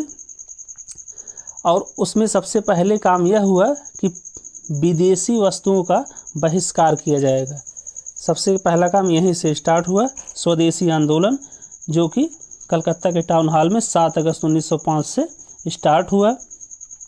और उसके बाद जिस दिन बंगाल विभाजन का नियम लागू हो गया बंगाल में, अर्थात वो दिन था 16 अक्टूबर 1905 को, उस दिन स्वदेशी आंदोलन के कुछ प्रमुख नेता भारत के अलग अलग हिस्सों में अलग अलग घटनाओं का अंजाम दे रहे थे। तो सबसे पहले जो स्वदेशी आंदोलन के मुख्य नेता थे रविंद्रनाथ टैगोर जी, इन्होंने बंगाल में एकता दिवस अर्थात रक्षाबंधन को मनाया। इसमें क्या हुआ कि उन्होंने मुस्लिमों को हिंदुओं से राखी या रक्षाबंधन बनवाया और हिंदुओं को मुस्लिमों से, और ऐसा करके उन्होंने 16 अक्टूबर के दिन को एकता दिवस के रूप में मनाया और इसे काला दिवस के रूप में भी मनाया, क्योंकि इसी दिन बंगाल के 2 टुकड़े कर दिए गए थे। उसके बाद महाराष्ट्र में स्वदेशी आंदोलन के जो नेता थे वो थे बाल गंगाधर तिलक, और पंजाब में नेता थे लाला लाजपत राय जी, दिल्ली में थे हैदर राजा और मद्रास में थे चिदम्बरम पिल्लई। तो स्वदेशी आंदोलन किसके द्वारा शुरू किया गया था? तो उग्रवादी नेताओं के द्वारा शुरू किया गया था। उसके बाद है ऑल इंडिया मुस्लिम लीग। इसको देखिए, तो ऑल इंडिया मुस्लिम लीग जो बाद में चलकर हुई जिन्ना की मुस्लिम लीग, इसकी स्थापना हुई थी 30 दिसंबर 1906 में ढाका में, और इसकी स्थापना किए थे सलीमुल्लाह जो कि ढाका के नवाब थे, और आगा खान III ने। और इसका पहला अधिवेशन हुआ कराची में, जो कि बिल्कुल इम्पोर्टेंट नहीं है, तो उसके बारे में जानना ही नहीं है। दूसरा अधिवेशन हुआ 1908 में, कहाँ पे हुआ? अमृतसर में। इसमें आगा खान को पूरे जीवन भर के लिए अध्यक्ष चुन लिया गया, और इसी अधिवेशन में AIML ने यह ब्रिटिशर्स के सामने यह डिमांड रखी कि मुस्लिमों के लिए एक अलग कॉलेज होना चाहिए, उसकी मांग रखी। उसके बाद अधिनियम 1909 या एक्ट 1909 के तहत ब्रिटिश सरकार ने इसे स्वीकार कर लिया। तो बस यही याद रखिएगा कि मुस्लिम लीग के 1908 के अधिवेशन में, जो कि अमृतसर में हुआ था, उसमें आगा खान को हमेशा के लिए उसका अध्यक्ष बना दिया गया जीवन भर के लिए। और यहाँ पे मुस्लिम लीग ने यह डिमांड रखी कि मुस्लिमों के लिए अलग कॉलेज चाहिए, तो जिसे अंग्रेज़ों या ब्रिटिशर्स ने मान लिया और उसे अधिनियम 1909 के तहत स्वीकारा। उसके बाद इसमें जिन्ना शामिल हुए थे ऑल इंडिया मुस्लिम लीग में। कब? तो वो हुए थे 1913 में। तो जिन्ना कब शामिल हुए? 1913 में। उसके बाद है दिल्ली दरबार, जो कि हुआ था दिसंबर 1911 में। दिल्ली दरबार में क्या हुआ था कि जॉर्ज पंचम जो थे, जॉर्ज पंचम जो ब्रिटेन के राजा थे, वो भारत आए और 2 घोषणाएं की। पहला, बंगाल के विभाजन को ख़त्म कर दिया, और 1 अप्रैल 1912 को भारत की राजधानी कलकत्ता से बदलकर दिल्ली कर दिए। ये बहुत ही इम्पोर्टेंट है। हम लोग पढ़ रहे हैं मॉडर्न हिस्ट्री ऑफ इंडिया, अर्थात आधुनिक भारत का इतिहास, जिसमें चल रहा है इंडियन नेशनल मूवमेंट अर्थात भारतीय राष्ट्रीय आंदोलन, जो कि चला था 1885 से लेकर 1947 तक। मतलब जब से भारतीय नेशनल कांग्रेस की स्थापना हुई थी, तब से लेकर जब तक कि भारत आज़ाद हो गया था, तब तक भारतीय राष्ट्रीय आंदोलन चला था। और हम लोग पिछली क्लास में लास्ट टॉपिक किए थे दिल्ली दरबार, जो कि 1911 में लगा था। उसमें क्या हुआ था कि जॉर्ज फिफ्थ जो ब्रिटेन के राजा थे वो भारत आए हुए थे और उन्होंने दो घोषणाएं की। पहला, बंगाल के विभाजन को समाप्त कर दिया और दूसरा, भारत की राजधानी कलकत्ता से बदलकर दिल्ली कर दी 1 अप्रैल 1912 को। और आज से हम लोग पढ़ेंगे होम रूल मूवमेंट के बारे में। तो आइए शुरू करते हैं। तो होम रूल मूवमेंट, इसमें बस आप लोग इतना याद रखिएगा कि इसकी शुरुआत बाल गंगाधर तिलक ने पुणे में की थी या स्थापना की थी। और कब की थी? तो अप्रैल 1916 में। फिर सितंबर 1916 में एनी बेसेंट ने Akhil Bharatiya home rule league की स्थापना की। कहाँ पे? मद्रास में। तो इसमें सबसे मोस्ट इम्पॉर्टेंट यही है कि इसकी स्थापना बाल गंगाधर तिलक ने अप्रैल 1916 में की पुणे महाराष्ट्र में। और 1916 में ही, सितंबर 1916 में एनी बेसेंट ने Akhil Bharatiya home rule league की स्थापना की। कहाँ पे? मद्रास में। और होम रूल लीग या होम रूल मूवमेंट का मुख्य उद्देश्य था भारत में ब्रिटिश साम्राज्य के समय में स्वशासन या सेल्फ गवर्नमेंट का स्थापना करना या लाना। उसके बाद उसी समय भारत के सेक्रेटरी ऑफ स्टेट हुआ करते थे मॉन्टेग्यू, जिन्होंने यह घोषणा की कि अब से भारत में क्या होगी कि रिस्पॉन्सिबल गवर्नमेंट होगी या जिसकी कोई जिम्मेदारी होगी, नैतिक सरकार होगी। इस आंदोलन के बाद इन्होंने यह घोषणा की थी। तो फिर मॉन्टेग्यू जो भारत के राज्य सचिव या सेक्रेटरी ऑफ स्टेट थे, उनकी घोषणा के बाद एनी बेसेंट ने अपना आंदोलन को समाप्त कर दिया या ख़त्म कर दिया। उसके बाद 1918 में बाल गंगाधर तिलक जी ने भी अपना आंदोलन समाप्त कर दिया, क्योंकि इन्हें एक मानहानि के केस के लिए इंग्लैंड जाना था। तो इन्होंने भी अपना आंदोलन 1918 में ही समाप्त कर दिया। फिर बाल गंगाधर तिलक जी ने 2 समाचार पत्र लिखे। पहला लिखा मराठा, जिसकी भाषा थी इंग्लिश, और दूसरा लिखे केसरी, जिसको इन्होंने लिखा किस भाषा में? तो मराठी भाषा में लिखा। ये दोनों बहुत इंपॉर्टेंट है, यूपीएसआई में आया है कि केसरी जो अखबार था वो किस भाषा में लिखा गया था बाल गंगाधर तिलक द्वारा? तो मराठी भाषा में। उसके बाद वी कीरोल, इन्होंने बाल गंगाधर तिलक जी को भारतीय अशांति का पिता कहा। वी कीरोल क्या थे? तो ये थे ब्रिटिश लेखक थे और इन्हीं से मानहानि के केस के लिए बाल गंगाधर तिलक 1918 में इंग्लैंड गए थे। उसके बाद गांधी जी का जन्म। उसके बाद हम लोग शुरू करते हैं गांधी जी। तो गांधी जी का जन्म 2 अक्टूबर 1869 को पोरबंदर गुजरात में हुआ था और इनकी मृत्यु 30 जनवरी 1948 को हुई थी। इनके राजनैतिक गुरु थे गोपाल कृष्ण गोखले। ये गोपाल कृष्ण गोखले वही हैं जो 1905 में बनारस अधिवेशन में भारतीय राष्ट्रीय कांग्रेस के राष्ट्रीय अध्यक्ष चुने गए थे। गांधी जी ने साबरमती आश्रम की स्थापना की 1916 में और गांधी जी 3 क्षेत्रीय आंदोलन स्टार्टिंग में किए, जिसमें पहला है चंपारण का आंदोलन या जो कि किसान आंदोलन के नाम से भी जाना जाता है। ये हुआ था 1917 में, जिसे 3 कठिया सिस्टम भी कहते हैं। 3 कठिया सिस्टम अर्थात 3/20। उसके बाद जो चंपारण बिहार का आंदोलन था, उसके सफल होने के बाद रविंद्रनाथ टैगोर जी ने गांधी जी को महात्मा की उपाधि दे दी।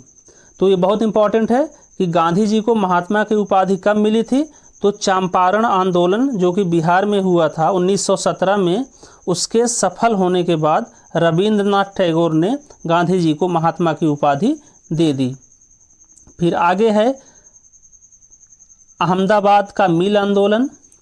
जो कि हुआ था 1918 में। फिर आगे था खेड़ा का आंदोलन जो कि हुआ था गुजरात में 1918 में। ये खेड़ा का आंदोलन भी किसानों से संबंधित है। उस साल किसान आंदोलन कर रहे थे क्योंकि उनकी उस साल फसल अच्छी नहीं हुई थी और अंग्रेज लगान में जो किसानों से वसूल करते थे उसमें कोई कमी नहीं कर रहे थे। फिर किसानों ने आंदोलन किया जिसमें गांधी जी भी शामिल हुए और बाद में यह फैसला हुआ कि जो किसान लगान देने लायक है सिर्फ वही लगान को देगा।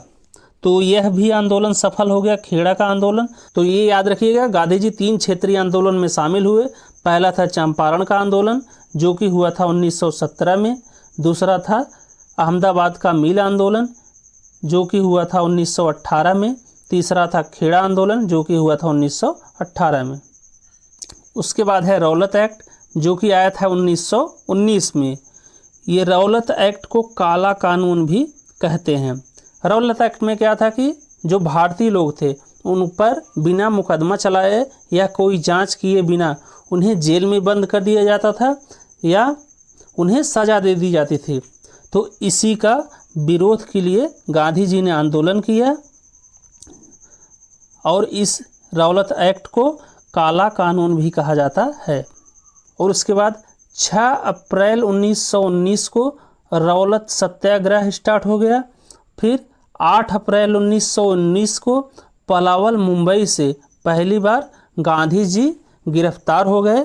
तो गांधी जी पहली बार कब गिरफ्तार हुए थे? तो 8 अप्रैल 1919 को पलावल मुंबई से। फिर 9 अप्रैल 1919 को सैफुद्दीन और सत्यपाल मलिक गिरफ्तार हो गए, जिसके विरोध में जलियांवाला बाग जो कि अमृतसर में है वहाँ पे 13 अप्रैल 1919 को कुछ लोग इकट्ठा हो गए जिन पर जनरल डायर ने गोली चलाने का आदेश दे दिया और बहुत सारे लोगों की मृत्यु हो गई। उसके बाद अंग्रेज़ों ने जलियांवाला बाग हत्याकांड पर जांच करने के लिए कुछ कमीशन बनाए, जिसमें मुख्य था हंटर कमीशन या हंटर कमेटी। इसमें 3 भारतीय थे और 5 अंग्रेज़ थे, जिन्हें INC अर्थात इंडियन नेशनल कांग्रेस ने नहीं माना। फिर इसमें एक कांग्रेस ने भी एक कमीशन या कमेटी बनाई थी जिसे कहा जाता है तहकीकात कमेटी, जिसकी अध्यक्षता कर रहे थे पंडित मदन मोहन मालवीय। तो इसमें बस इतना ही देखना है। उसके बाद जलियांवाला बाग हत्याकांड के बाद रविंद्रनाथ टैगोर जी ने नाइटहुड की उपाधि को लौटा दी थी। बस इतना ही है, बाकी आगे कल पढ़ेंगे। हम लोग पढ़ रहे हैं मॉडर्न हिस्ट्री ऑफ इंडिया अर्थात आधुनिक भारत का इतिहास, जिसमें चल रहा है भारतीय राष्ट्रीय आंदोलन या इंडियन नेशनलिस्ट मूवमेंट, जो कि चला था 1885 से लेकर 1947 तक। और पिछली क्लास में हम लोग पढ़े थे जलियांवाला बाग हत्याकांड जो कि हुआ था 13 अप्रैल 1919 को। और इस हत्याकांड में क्या हुआ था कि जो सैफुद्दीन किचलू और सत्यपाल मलिक जी को अरेस्ट कर लिया गया, तो उसी के विरोध में कुछ लोग अमृतसर में इकट्ठा हो गए, जिन्हें मार दिया गया जनरल डायर के आदेश पर। तो फिर उसके बाद हुआ था कि उसकी जांच के लिए अंग्रेज़ों ने एक कमीशन बैठाया जिसका नाम था हंटर कमेटी, जिसमें 3 भारतीय और 5 अंग्रेज़ शामिल थे। और इस कमीशन को या कमेटी को भारतीय राष्ट्रीय कांग्रेस ने अस्वीकार कर दिया। फिर भारतीय राष्ट्रीय कांग्रेस ने एक और कमीशन बैठाया जिसका नाम था तहकीकात कमीशन या तहकीकात कमेटी, जिसकी अध्यक्षता कर रहे थे पंडित मदन मोहन मालवीय। और फिर जलियांवाला बाग हत्याकांड के बाद रविंद्रनाथ टैगोर जी ने नाइटहुड की उपाधि लौटा दी थी। आज हम लोग पढ़ेंगे उसके आगे। तो आइए शुरू करते हैं। असहयोग आंदोलन या नॉन कोऑपरेशन मूवमेंट, जिसे NCM भी कहा जाता था, ये स्टार्ट हुआ था 1919 से लेकर और कब तक चला था? 1922 तक। तो जो NCM या असहयोग आंदोलन था इसकी औपचारिक रूप से शुरुआत कब हुई थी? तो ये हुआ था 1 अगस्त 1920 को। ये डेट आप लोग याद रखिएगा। फिर सितंबर 1920 में कांग्रेस का एक स्पेशल सत्र आयोजित हुआ। कहाँ पे? कोलकाता में, जहाँ पर एनसीएम को स्वीकार किया गया। अर्थात कांग्रेस का एक विशेष सत्र आयोजित हुआ सितंबर 1920 में कलकत्ता में, जहाँ पर असहयोग आंदोलन को स्वीकार किया गया। लेकिन असहयोग आंदोलन के प्रस्ताव को दिसंबर 1920 में कांग्रेस के वार्षिक सत्र, जो कि नागपुर में हुआ था, वहाँ पर पास किया गया। तो बस असहयोग आंदोलन में इतना ही ध्यान रखना है। उसके बाद खिलाफत आंदोलन, ये आंदोलन भी चला था असहयोग आंदोलन की तरह। ये भी स्टार्ट हुआ था 1919 में और कब तक चला था? 1922 तक। तो खिलाफत एक कमेटी बनी थी, जो कि बनी थी मुंबई में, और इसके संस्थापक थे अली ब्रदर्स। कौन कौन से? तो वो थे शौकत अली जी और मोहम्मद अली जी। और इसका पहला सत्र हुआ दिल्ली में, जिसके अध्यक्ष बने महात्मा गांधी जी। और फिर 31 अगस्त 1920 को खिलाफत आंदोलन और असहयोग आंदोलन एक दूसरे में मिल गए और 31 अगस्त 1920 के दिन को खिलाफत दिवस के रूप में मनाया जाता है। फिर 5 फरवरी 1922 को चौरी चौरा कांड हुआ। कहाँ पर हुआ? गोरखपुर में।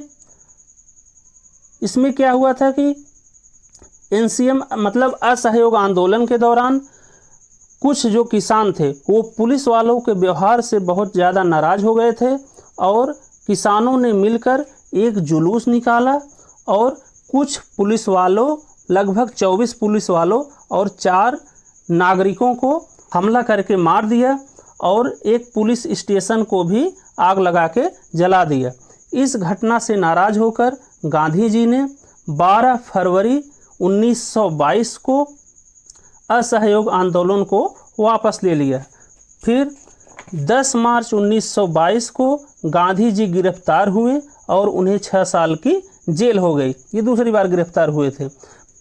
तो पहली बार कब गिरफ्तार हुए थे? तो रौलट एक्ट या रौलत अधिनियम जो आया था 1919 में, वहाँ पर सत्याग्रह आंदोलन करते समय पहली बार गांधी जी पलावल मुंबई में गिरफ्तार हुए थे और कुछ ही दिनों में छूट गए थे। लेकिन दूसरी बार जब 10 मार्च 1922 को गिरफ्तार हुए तो उन्हें 6 साल की जेल हो गई। उसके बाद एक पार्टी और बनी, स्वराज पार्टी। इसकी स्थापना हुई थी 1 मार्च 1923 को इलाहाबाद में और इसके संस्थापक थे चित्तरंजन दास जी और अध्यक्ष थे मोतीलाल नेहरू जी।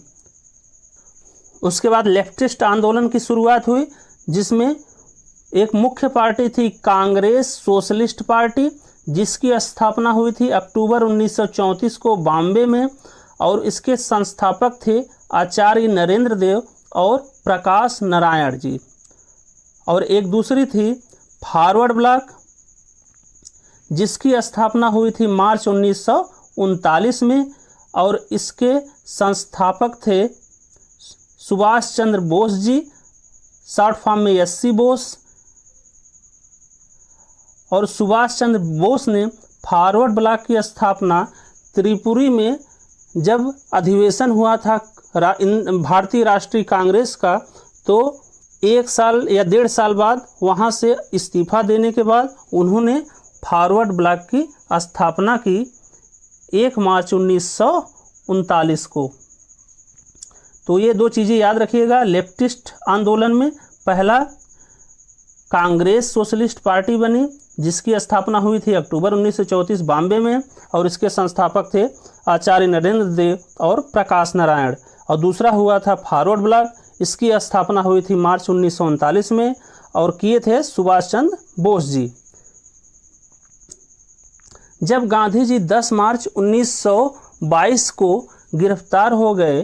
तो उसके बाद दूसरा चरण का आंदोलन चला जिसे कहा जाता है क्रांतिकारी आंदोलन।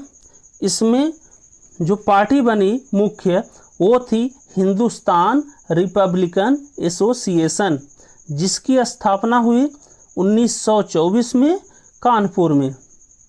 और इसके लीडर या नेता थे राम प्रसाद बिस्मिल जी, योगेश चंद्र चटर्जी जी, सचिंद्र नाथ सियाल जी, चंद्रशेखर आज़ाद जी। और चंद्रशेखर आज़ाद इसके मुख्य संस्थापक थे या नेता थे। अशफाक उल्लाह खान जी और रोशन सिंह जी और राजेंद्र लहड़ी जी ने। जैसा कि हम जानते हैं जो 1924 में हिंदुस्तान रिपब्लिकन एसोसिएशन बना था वो एक उग्रवादी संगठन द्वारा बनाया गया था, जिसमें चंद्रशेखर आज़ाद जी, राम प्रसाद बिस्मिल जी और अशफाक उल्लाह खान थे। तो इन्होंने जो पहली घटना को अंजाम दिया वो थी काकोरी डकैती, जो कि हुई थी 9 अगस्त 1925 को। और काकोरी डकैती का विचार जो सबसे पहली बार आया था तो वो आया था राम प्रसाद बिस्मिल जी को। और इस डकैती के बाद 29 लोगों को गिरफ्तार कर लिया गया, जिनमें से 4 लोगों को फांसी दे दी गई। वो 4 लोग कौन कौन से थे तो देखते हैं। 19 दिसंबर 1927 को राम प्रसाद बिस्मिल जी को गोरखपुर में फांसी दे दी गई, अशफाक उल्लाह खान जी को फैजाबाद में फांसी दे दी गई, रोशन सिंह जी को इलाहाबाद में और राजेंद्र लोहड़ी को गोंडा जिले में फांसी दे दी गई। हम लोग पढ़ रहे हैं मॉडर्न हिस्ट्री ऑफ इंडिया, आधुनिक भारत का इतिहास, जिसमें चल रहा था भारतीय राष्ट्रीय आंदोलन, जो कि चला था 1885 से लेकर 1947 तक। तो हम लोग 1885 से 1947 के बीच में प्रमुख घटनाएं घटित हुई हैं उन्हीं के बारे में डिस्कस कर रहे हैं। तो पिछली क्लास में हम लोग पढ़े थे जो हिंदुस्तान रिपब्लिकन एसोसिएशन कानपुर में 1924 में बना था, जिसके संस्थापक थे चंद्रशेखर आज़ाद, राम प्रसाद बिस्मिल, योगेश चंद्र चटर्जी और सचिंद्र नाथ सियाल जी। तो यहाँ तक हम लोग पढ़े थे, उसमें एक बार रिकैप कर लीजिए। तो हिंदुस्तान रिपब्लिकन एसोसिएशन ने क्या काम किया था? इसने ये काम किया था कि 9 अगस्त 1925 को काकोरी की डकैती कर दी थी। और काकोरी डकैती का आइडिया, विचार किसके मन में आया था? तो राम प्रसाद बिस्मिल जी के। और इसके बाद 29 लोगों को गिरफ्तार कर लिया गया और जिनमें से 4 लोगों को फांसी दे दी गई। जो वो 4 लोग कौन थे जिन्हें 19 दिसंबर 1927 को फांसी दे दी गई? उनमें से थे राम प्रसाद बिस्मिल, जिन्हें गोरखपुर में फांसी दे दी गई, अशफाक थे, उन्हें फैजाबाद में दे दी गई, और रोशन सिंह थे जिन्हें इलाहाबाद में दी गई, और राजेंद्र लहड़ी जी थे जिन्हें गोंडा में दे दी गई। तो यहाँ तक हम लोग पिछली क्लास में पढ़े थे और आज से पढ़ेंगे साइमन कमीशन के बारे में। ये जान लीजिए साइमन कमीशन बना क्यों था। तो साइमन कमीशन का गठन 8 नवंबर 1927 को हुआ था ब्रिटेन में, और इसको ये कार्य सौंपा गया था कि जो गवर्नमेंट ऑफ इंडिया एक्ट 1919 या भारत सरकार अधिनियम 1919 आया था, या जिसे मॉन्टेगू चैम्सफोर्ड रिफॉर्म भी कहा जाता है, उसी को जांच करने के लिए साइमन कमीशन या साइमन आयोग बनाया गया था, जिसका गठन किया गया था 8 नवंबर 1927 को। ये जो मॉन्टेगू चैम्सफोर्ड रिफॉर्म है, इसको हम बताएंगे कि मॉन्टेगू कौन है, चैम्सफोर्ड रिफॉर्म क्या है, तो इसको डिटेल में किया जाएगा पॉलिटी जब पढ़ेंगे। बस इतना जान लीजिए कि मॉन्टेगू थे उस समय सेक्रेटरी ऑफ स्टेट या भारत के राज्य सचिव, और जो चैम्सफोर्ड थे वो थे गवर्नर जनरल ऑफ इंडिया। तो चैम्सफोर्ड थे गवर्नर जनरल ऑफ इंडिया और मॉन्टेगू थे secretary of state of India, Bharat के राज्य सचिव। और ये भारत में साइमन कमीशन या साइमन आयोग कब आया? तो वो आया 3 फरवरी 1928 को भारत आया। ये क्वेश्चन यूपीएससी पिछली बार में पूछा था कि साइमन कमीशन भारत में कब आया था, तो सिर्फ एग्जैक्ट डेट नहीं पूछता है, बस यही पूछता है सिर्फ ईयर। ये एग्जैक्ट डेट के साथ पूछता है सिविल सर्विसेज के एग्जाम में। तो बस यही पूछा था साइमन कमीशन भारत में कब आया था? 1928 में। फिर देखिए, भारतीय आंदोलनकारियों ने साइमन कमीशन वापस जाओ के नारे लगाए, जिनमें पहली बार जो नारा लगाया था वो थे लाला लाजपत राय। क्या नारा लगाए थे? साइमन कमीशन वापस जाओ या साइमन कमीशन गो बैक। फिर 30 अक्टूबर 1928 को आंदोलनकारियों के ऊपर लाठीचार्ज कर दिया गया। कहाँ पे? लाहौर में। तो उन आंदोलनकारियों की अध्यक्षता कर रहे थे लाला लाजपत राय जी, जिन्हें बुरी तरह से पीट पीट कर घायल कर दिया गया। और फिर 17 नवंबर 1928 को लाला लाजपत राय जी की मृत्यु हो गई। तो आंदोलनकारियों के ऊपर जो लाठीचार्ज हुआ था वो किसने किया था? तो वो किया था स्काउट ने। ये स्काउट ने। और आर्डर कौन दिया था? सॉन्डर्स ने। सॉन्डर्स ने। तो आर्डर दिया था लाठीचार्ज का सॉन्डर्स और मारा किसने था? स्काउट ने। बाद में भगत सिंह, राजगुरु और चंद्रशेखर आज़ाद ने सॉन्डर्स को गोली मारकर हत्या कर दी थी। उसको हम लोग आगे देखते हैं। बस आप लोग इतना जानिए, 30 अक्टूबर 1928 को लाला लाजपत राय जी को लाहौर में मारा गया, घायल किया गया पीट पीट कर। और 17 नवंबर 1928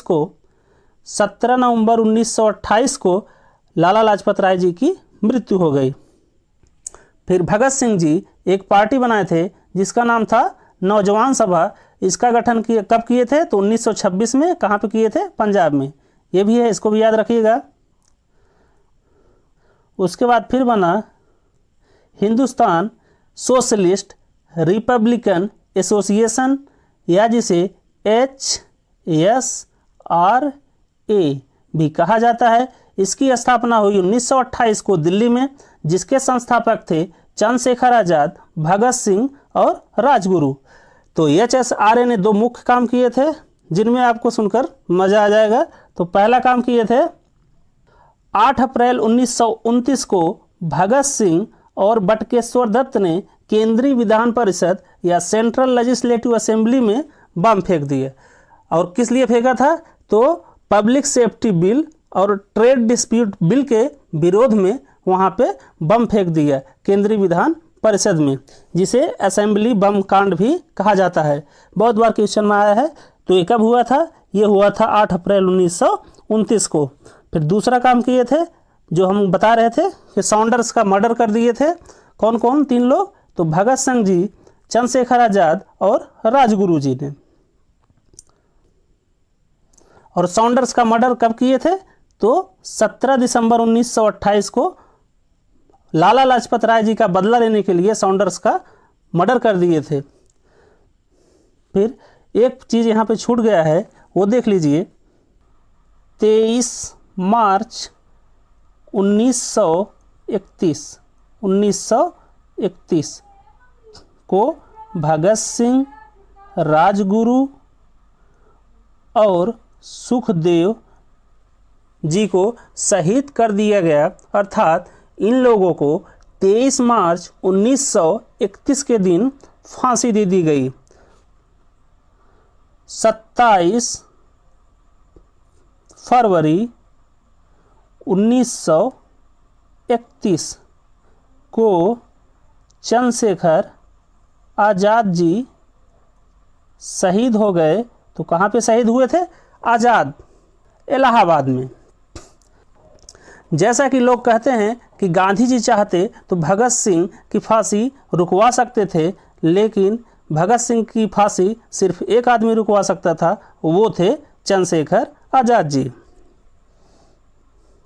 गोपाल कृष्ण गोखले ने सर्वेंट्स ऑफ इंडिया सोसाइटी या भारत समाज का सेवक पार्टी का गठन किया था। कब? 1905 में। ये भी याद रखिएगा। और भगत सिंह को जब लाहौर में गिरफ्तार किया गया तो इस घटना को लाहौर षड्यंत्र कहते हैं या लाहौर की कॉन्स्पिरेसी कहते हैं। फिर है सविनय अवज्ञा आंदोलन, जिसे सीडीएम भी कहा जाता है, अर्थात सिविल डिसओबीडियंस मूवमेंट, जो कि चला था 1930 से लेकर 1934 तक। तो इसमें दो चीज़ें हुई थी। पहला ध्यान रखने चीज़ कि सीडीएम का उद्देश्य क्या था, तो सीडीएम का उद्देश्य था कि प्रशासन के विशिष्ट गैर कानूनी कृत्यों को प्रदर्शन के द्वारा अपंग बनाना या कमज़ोर बनाना। तो पहला उद्देश्य क्या था सीडीएम का, कि जो प्रशासन का गैर कानूनी काम था उसे प्रदर्शन के द्वारा कमज़ोर बनाया जाए। 12 मार्च 1930 को गांधी जी ने अप्रिय नमक कानून को तोड़कर सीडीएम की शुरुआत की या सविनय अवज्ञा आंदोलन की शुरुआत की। कब? 12 मार्च 1930 से, जिसमें क्या था कि गांधी जी के 78 फॉलोअर या अनुयायी कहते हैं वो थे, जो कि साबरमती आश्रम जो कि है अहमदाबाद में, वहाँ से लेकर दांडी बीच तक यात्रा करेंगे। तो सीडीएम का मुख्य उद्देश्य क्या था, तो उसमें पहला था कि जो प्रशासन का विशिष्ट गैर कानूनी कृत्य है उसे कैसे प्रदर्शन के द्वारा अपंग या कमज़ोर बनाया जाए। और इस दिशा में 12 मार्च 1930 को गांधी जी ने अप्रिय नमक कानून को तोड़कर सीडीएम की शुरुआत की और अपने 78 अनुयायियों को लेकर साबरमती आश्रम से दांडी बीच तक यात्रा की। तो बस सीडीएम में बस इतना ही है। उसके बाद सबसे मोस्ट इम्पॉर्टेंट टॉपिक गोलमेज सम्मेलन, जिसे शॉर्ट में आरटीसी भी कहा जाता है, और RTC stands for round table conference. तो पहला राउंड टेबल कॉन्फ्रेंस कब से कब तक हुआ था, तो ये हुआ था 12 नवंबर 1930 से 19 जनवरी 1931 तक। तो वो स्थान कहाँ था जहाँ पे ये कॉन्फ्रेंस हुई थी, तो ये था जेम्स पैलेस लंदन। और उस समय ब्रिटेन के राजा कौन थे, तो राजा थे जॉर्ज फिफ्थ, और अध्यक्ष कौन था, तो अध्यक्ष थे रामसे मैकडोनाल्ड। तो ये चीज़ आप लोग ध्यान रखिएगा। डेट एग्जैक्ट नहीं याद हो चलेगा, लेकिन ये याद रखिएगा कि पहला जो गोलमेज सम्मेलन हुआ था वो हुआ था 1930 से 1931 के बीच में, और किस स्थान पे हुआ था, तो जेम्स पैलेस लंदन। और उसमें ब्रिटेन का राजा कौन था, तो जॉर्ज फिफ्थ, और उसकी अध्यक्षता कौन कर रहे थे, तो वो कर रहे थे रामसे मैकडोनाल्ड। ये जेम्स पैलेस, जॉर्ज फिफ्थ और रामसे मैकडोनाल्ड तीनों राउंड टेबल कॉन्फ्रेंस में कॉमन है, बस डेट चेंज रहेगी। तो पहले राउंड टेबल कॉन्फ्रेंस में जो कि हुआ था जेम्स पैलेस लंदन में, कौन कौन भाग लिए, पार्टिसिपेट किए, तो आईएनसी, इंडियन नेशनल कांग्रेस या भारतीय राष्ट्रीय कांग्रेस, उसके बाद मुस्लिम लीग, जिन्नावाली पार्टी, और फिर अंबेडकर जी, तीनों लोग उसमें शामिल हुए। लेकिन मुस्लिम लीग जो ब्रिटिशर्स प्रस्ताव रखे थे उससे राजी हो गए, और अंबेडकर जी भी राजी हो गए। लेकिन आईएनसी जिसकी अध्यक्षता कर रहे थे महात्मा गांधी जी, वो उससे सहमत नहीं हुए। उसके बाद महात्मा गांधी जी नाराज होकर भारत चले आए और ये कहें कि अब वो आगे से किसी भी राउंड टेबल कॉन्फ्रेंस या गोलमेज सम्मेलन में भाग नहीं लेंगे। बाद अंग्रेज़ों की तरफ से इरविन आए भारत, और उन्होंने गांधी जी से समझौता किया, जिसे कहा जाता है गांधी इरविन पैक्ट या दिल्ली पैक्ट या समझौता। ये कब हुआ था, तो गांधी इरविन पैक्ट हुआ था 5 मार्च 1931 को। और इस पैक्ट में क्या क्या हुआ था, इरविन ये माने कि वो जितने भी भारत के पॉलिटिकल प्रिजनर्स हैं, अर्थात राजनीतिक कैदी हैं, उनको वो आज़ाद कर देंगे, और सिर्फ पॉलिटिकल प्रिजनर्स, और बाकी सब नहीं। और गांधी जी उसके बाद ये कहें कि वो सीडीएम और साल्ट लॉ ख़त्म कर देंगे, सीडीएम ख़त्म कर देंगे और साल्ट लॉ या नमक कानून को ख़त्म कर देंगे। और फिर जब दोनों अपनी अपनी बात को राजी करवा ले गए, तो गांधी जी तैयार हुए इंडियन नेशनल कांग्रेस की अध्यक्षता करने के लिए और पार्टिसिपेट करने के लिए। कहाँ पे, जो दूसरा राउंड टेबल कॉन्फ्रेंस होगा लंदन में, सेकेंड राउंड टेबल कॉन्फ्रेंस या सेकेंड आरटीसी जो हुई थी 1931 में। तो इसमें ये 3 चीज़ कॉमन है कि प्लेस कहाँ है, जेम्स पैलेस लंदन, राजा कौन था, जॉर्ज फिफ्थ, और अध्यक्षता कौन कर रहा था? तो रमेश मैकडोनाल्ड। बस डेट याद रखिएगा कि ये हुआ था, सेकेंड आरटीसी हुआ था 1931 में। और इसमें 3 लोग शामिल हो गए, आईएनसी भी, मतलब भारतीय राष्ट्रीय कांग्रेस, मुस्लिम लीग और अंबेडकर जी, तीनों लोग इसमें शामिल हुए थे।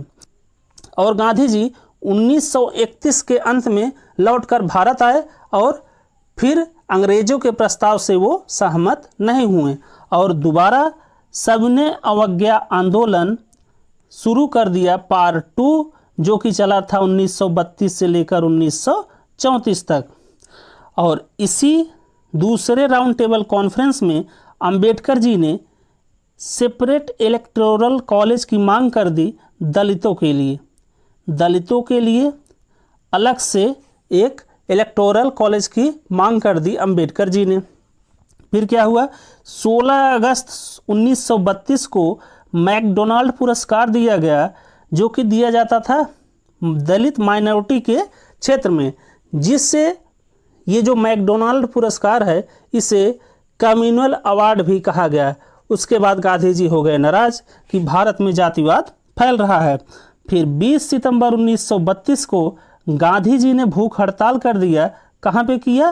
तो यारवाड़ा जेल पुणे में क्या कर दिया? भूख हड़ताल कर दिया। तब जब गांधी जी हड़ताल कर दिए 20 सितंबर 1932 को, तो अंबेडकर जी ने दलित अवार्ड को वापस लौटा दिया। फिर आगे 26 सितंबर 1932 को पूना समझौता हुआ। किसके किसके बीच में? तो अंबेडकर जी और गांधी जी के बीच में। क्या समझौता हुआ? अंबेडकर जी जो ये सेपरेट इलेक्टोरल कॉलेज की मांग किए थे वो मांग वापस ले लेंगे, लेकिन एक शर्त पर। तो अंबेडकर जी ने क्या मांग किया था? विधानसभा या असेंबली में जो 147 सीटें हैं उनमें से 71 किसके लिए आरक्षित या रिजर्व होनी चाहिए? तो वो होनी चाहिए दलितों के लिए। तो गांधी जी ने ये मांग अंबेडकर जी की मान ली। तो अंबेडकर जी ने जो सेपरेट इलेक्टोरल कॉलेज की मांग की थी दलितों के लिए या माइनॉरिटी के लिए, उसे भी वापस ले लिए। यही हुआ था पूना पैक्ट या पूना समझौता गांधी जी और अंबेडकर जी के बीच में। फिर तीसरा राउंड टेबल कॉन्फ्रेंस या तीसरा गोलमेज सम्मेलन वो हुआ था 17 नवंबर 1932 से 24 दिसंबर 1932 तक। और इसमें इंडियन नेशनल कांग्रेस ने भाग नहीं लिया था। सिर्फ कौन कौन लिया था? तो जिन्ना वाली पार्टी, मुस्लिम लीग और अंबेडकर जी ने। और इस आरटीसी या राउंड टेबल कॉन्फ्रेंस में कुछ भी नहीं हुआ। बस एक चीज़ हुआ कि इस आरटीसी के बाद गवर्नमेंट ऑफ इंडिया एक्ट या भारत सरकार अधिनियम 1935 पास हुआ। तो बस तीसरे आरटीसी या तीसरे राउंड टेबल कॉन्फ्रेंस में आप लोग को ये चीज़ याद रखनी है कि इसके बाद government of India act, Bharat सरकार अधिनियम 1935 पास हुआ था। हम लोग पढ़ रहे हैं आधुनिक भारत का इतिहास, जिसमें चल रहा है भारतीय राष्ट्रीय आंदोलन, इंडियन नेशनलिस्ट मूवमेंट, जो कि चला था 1885 से लेकर 1947 तक। और पिछली क्लास में हम लोग लास्ट टॉपिक किए थे तीसरा गोलमेज सम्मेलन, जो कि हुआ था 1932 में, और जिसमें भारतीय राष्ट्रीय कांग्रेस ने भाग नहीं लिया था और भाग लिए थे सिर्फ मुस्लिम लीग और अंबेडकर जी ने। आज पढ़ते हैं उसके आगे। तो आइए शुरू करते हैं। तो इसमें आज का पहला टॉपिक है पाकिस्तान आंदोलन। तो पाकिस्तान आंदोलन चला था 1940 में और पाक का विचार सबसे पहले आया था इकबाल जी को, जो कि 1930 में आया था। और पाक जो नाम है वो पहली बार कौन लिया था? तो चौधरी रहमत अली ने 1933 में। तो ये डेट याद रखिएगा, 23 मार्च 1940 को मुस्लिम लीग के लाहौर अधिवेशन में मुस्लिमों के लिए अलग देश की मांग की गई, जिसका नाम पाकिस्तान होगा। तो ये मुस्लिम लीग ने डिमांड रखा 23 मार्च 1940 को मुस्लिम लीग के लाहौर अधिवेशन में, जिसकी अध्यक्षता जिन्ना कर रहे थे। और मुस्लिम लीग ने कराची अधिवेशन में, जो कि हुआ था 1946 अर्थात 1946 में, ये नारा दिया कि बांटो और भागो। उसके बाद है क्रिप्स प्रस्ताव जो कि आया था 1942 में। तो दूसरे विश्व युद्ध में असफलता के बाद ब्रिटेन के प्रधानमंत्री चर्चिल ने क्रिप्स मिशन बनाया, और कब बनाया था? 12 मार्च 1942 को। और भारत में कब भेजा? तो 23 मार्च 1942 को जो क्रिप्स मिशन था वो दिल्ली आ गया। और क्रिप्स मिशन प्रस्ताव को भारतीय राष्ट्रीय कांग्रेस, मुस्लिम लीग और इससे संबंधित जितनी भी पार्टियां थी सब ने क्रिप्स मिशन को नकार दिया। और गांधी जी क्रिप्स मिशन को ये कहा कि post dated cheque of bankrupt bank. उसके बाद शुरू हुआ भारत छोड़ो आंदोलन या क्विट इंडिया मूवमेंट, जिसे शॉर्ट में QIM भी कहा जाता है।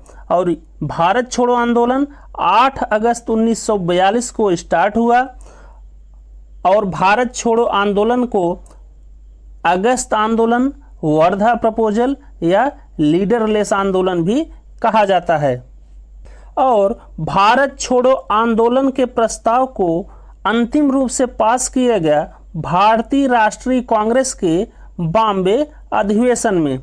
और भारत छोड़ो आंदोलन के दौरान गांधी जी ने ये नारा दिया, क्या? करो या मरो, डू और डाई। तो ऐसे भी क्वेश्चन आता है, गांधी जी ने भारत छोड़ो आंदोलन के दौरान कौन सा नारा दिया था? तो ये दिया था करो या मरो या डू और डाई। या तो पूछ लेगा कि डेट कौन सी थी जब गांधी जी ने नारा दिया था करो या मरो या डू या और डाई। तो ये दिया था 8 अगस्त 1942। उसके बाद भारत छोड़ो आंदोलन या क्विट इंडिया मूवमेंट के समय गांधी जी गिरफ्तार हो गए। कहाँ पे? तो आगा खान पैलेस, पुणे में। उसके बाद 9 अगस्त 1942 को ऑपरेशन जीरो आवर स्टार्ट हुआ। और किसने स्टार्ट किया? तो ये ब्रिटिशर्स ने स्टार्ट किया। जो लीडरलेस आंदोलन चल रहा था उसमें लोगों को गिरफ्तार करने के लिए, तो ब्रिटिशर्स ने ऑपरेशन जीरो आवर स्टार्ट किया 9 अगस्त 1942 को। जो भारत छोड़ो आंदोलन या लीडरलेस मूवमेंट चल रहा था उसमें लोगों को गिरफ्तार करने के लिए। उसके बाद कुछ इम्पोर्टेंट फैक्ट हैं, उसको आप लोग याद रखिएगा। तो पहला है उषा मेहता या उषाबेन। इन्होंने गुप्त कांग्रेस रेडियो की शुरुआत की 14 अगस्त 1942 को। बहुत बार एग्जाम में पूछा है कि कांग्रेस रेडियो की शुरुआत किसने की? तो उषा मेहता या उषाबेन। और इसका प्रसारण कब हुआ? तो इसका प्रसारण हुआ 27 अगस्त 1942 को। उसके बाद दूसरा पॉइंट है INA या इंडियन नेशनल आर्मी, जिसे हिंदी में कहते हैं भारतीय राष्ट्रीय सेना। इसकी स्थापना किए थे रास बिहारी बोस। और कब किए थे? तो 1943 में सिंगापुर में। उसके बाद सुभाष चंद्र बोस ने इंतरिम सरकार का गठन किया था सिंगापुर में। और इंतरिम का मतलब है नॉट फिक्स्ड, मतलब अस्थायी।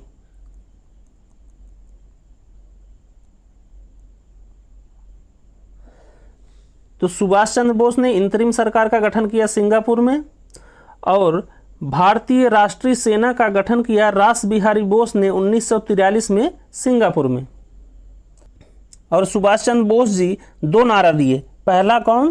तो दिल्ली चलो, और दूसरा तुम मुझे खून दो मैं तुम्हें आज़ादी दूंगा। उसके बाद है लाल किला मुकदमा, जो कि चलाया गया था नवंबर 1945 में। किसके ऊपर चलाया गया था? तो INA या भारतीय राष्ट्रीय सेना के ऊपर चलाया गया था, जिनमें मुख्य आरोपी थे मेजर शहनवाज खान, कर्नल प्रेम सैगल और गुरुदयाल सिंह इसके मुख्य आरोपी थे। और इन लोगों का केस लड़े थे भूला भाई देसाई। उसके बाद है CR फार्मूला या राजगोपालचारी फार्मूला। ये कब आया था? तो ये आया था 10 जुलाई 1944 को। और किस लिए आया था? तो ये आया था भारतीय राष्ट्रीय कांग्रेस और मुस्लिम लीग के बीच में समझौता कराने के लिए, क्योंकि मुस्लिम लीग अलग देश पाकिस्तान की डिमांड कर रहा था। तो ये सब और भारतीय राष्ट्रीय कांग्रेस चाह रहे थे कि सब लोग एकजुट एक मिल कर रहें, और इसी चीज़ को कराने के लिए CR फार्मूला या C राजगोपालचारी फार्मूला, जो कि 10 जुलाई 1944 को हुआ था, जिसे मुस्लिम लीग ने रिजेक्ट कर दिया। उसके बाद फिर आया वॉवेल प्लान, ये आया था 1945 में। ये हुआ था शिमला में, ऑल पार्टी मीटिंग, जितने भी पार्टी थे, जैसे अम्बेडकर जी हो गए, मुस्लिम लीग हो गया, भारतीय राष्ट्रीय कांग्रेस हो गया, सब लीग की मीटिंग बुलाई गई, जिसे कहा गया वॉवेल प्लान। इसके द्वारा सब में समझौता कराना था, लेकिन वहाँ पर भी मुस्लिम लीग ने रिजेक्ट कर दिया किसी भी समझौता को मानने से। उसके बाद एक चीज़ और है, वो भी देख लीजिए आप लोग। हरिजन आंदोलन की शुरुआत किसने किया था? तो गांधी जी ने किया था। इसमें ये गांधी जी किए थे हरिजन यात्रा और पब्लिश्ड हरिजन, मतलब हरिजन का प्रकाशन किए थे, हरिजन का प्रकाशन किए थे।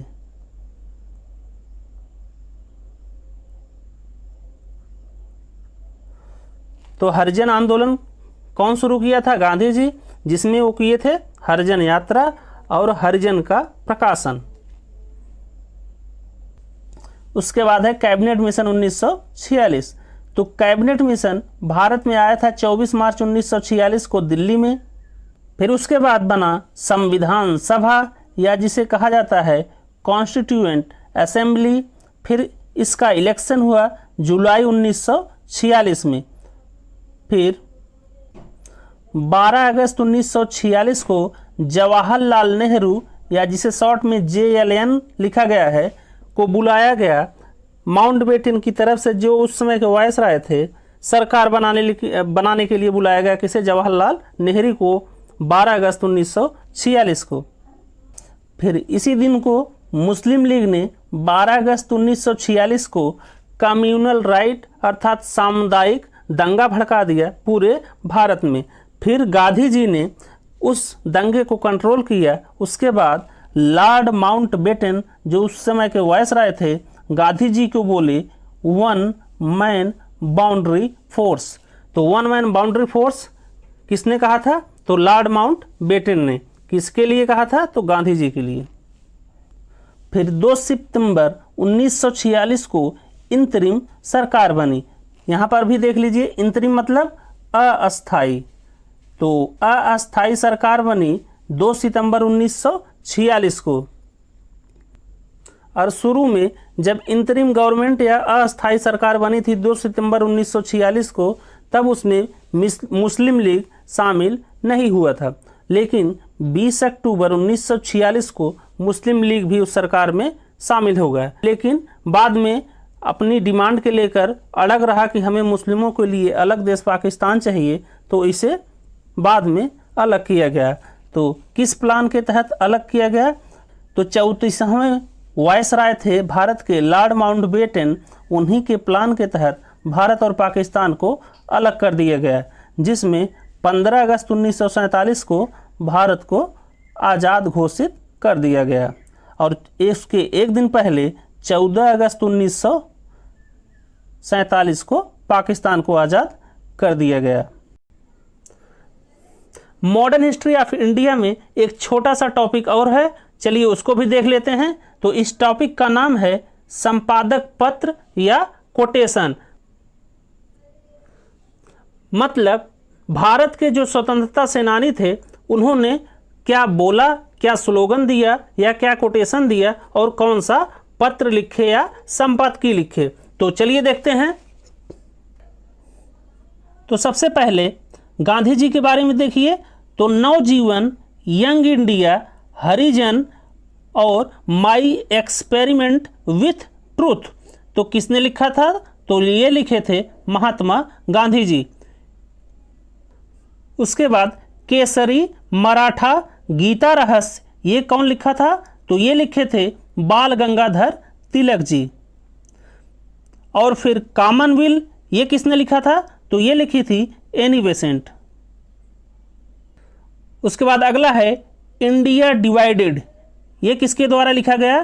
तो ये लिखा गया डॉक्टर राजेंद्र प्रसाद जी द्वारा। उसके बाद अनहैप्पी इंडिया, ये कौन लिखा? तो ये लिखे लाला लाजपत राय। फिर इंडिया विंस फ्रीडम, ये कौन लिखा? तो ये लिखे अबुल कलाम आज़ाद। और उसके बाद discovery of India, glimpse of world history, ये किसने लिखा? तो ये लिखे जवाहरलाल नेहरू जी। फिर अगला है भारत भारती, ये किसके द्वारा लिखा गया? तो ये लिखे मैथिली शरण गुप्त जी। फिर भारत दुर्दशा, ये लिखा गया भारतेंदु हरिश्चंद्र द्वारा। और उसके बाद वंदे मातरम, लाइफ डिवाइन और सावित्री और फिर कर्मयोगी, ये किसके द्वारा लिखा गया? तो ये लिखा गया अरविंदो घोष के द्वारा।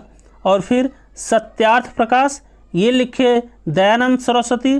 और इंडिया स्ट्रगल, ये लिखे सुभाष चंद्र बोस या एस.सी. बोस। और फिर लास्ट है आनंद मठ, ये किसके द्वारा लिखा गया? तो ये लिखा गया बंकिम चंद्र चटर्जी के द्वारा। उसके बाद हम लोग कुछ कोटेशन देख लेते हैं, मतलब किसने क्या नारा दिया या क्या कहा। तो सबसे पहले है जय जवान जय किसान का नारा, ये कौन दिया था? तो ये दिए थे लाल बहादुर शास्त्री जी। और कब दिए थे? तो भारत और पाकिस्तान के युद्ध के दौरान 1965 में लाल बहादुर शास्त्री जी जय जवान और जय किसान का नारा दिए थे। और गो बैक साइमन या साइमन कमीशन, वापस जाओ, जैसा कि हम लोग क्लासेस में पढ़े हैं। तो ये किसने दिया था नारा? तो ये दिए थे लाला लाजपत राय जी। और गो बैक टू वेदा या वेदों की ओर लौटो, तो ये किसने नारा दिया था? तो ये दिए थे दयानंद सरस्वती जी। उसके बाद दिल्ली चलो, ये किसने दिया था? तो ये दिए थे सुभाष चंद्र बोस या एस.सी. बोस जी। और डू और डाई, मतलब करो या मरो, तो ये कौन दिया था? ये दिए थे Mahatma Gandhi ji. Quite India movement या भारत छोड़ो आंदोलन के दौरान। और फिर अगला है स्वराज आवर बर्थ राइट, ये किसने कहा था? तो ये कहे थे Bal Gangadhar Tilak ji. Thanks for watching Gagan GS study point. अगर वीडियो पसंद आया हो तो प्लीज़ लाइक करें, शेयर करें, सब्सक्राइब करें। Thank you. जय हिंद।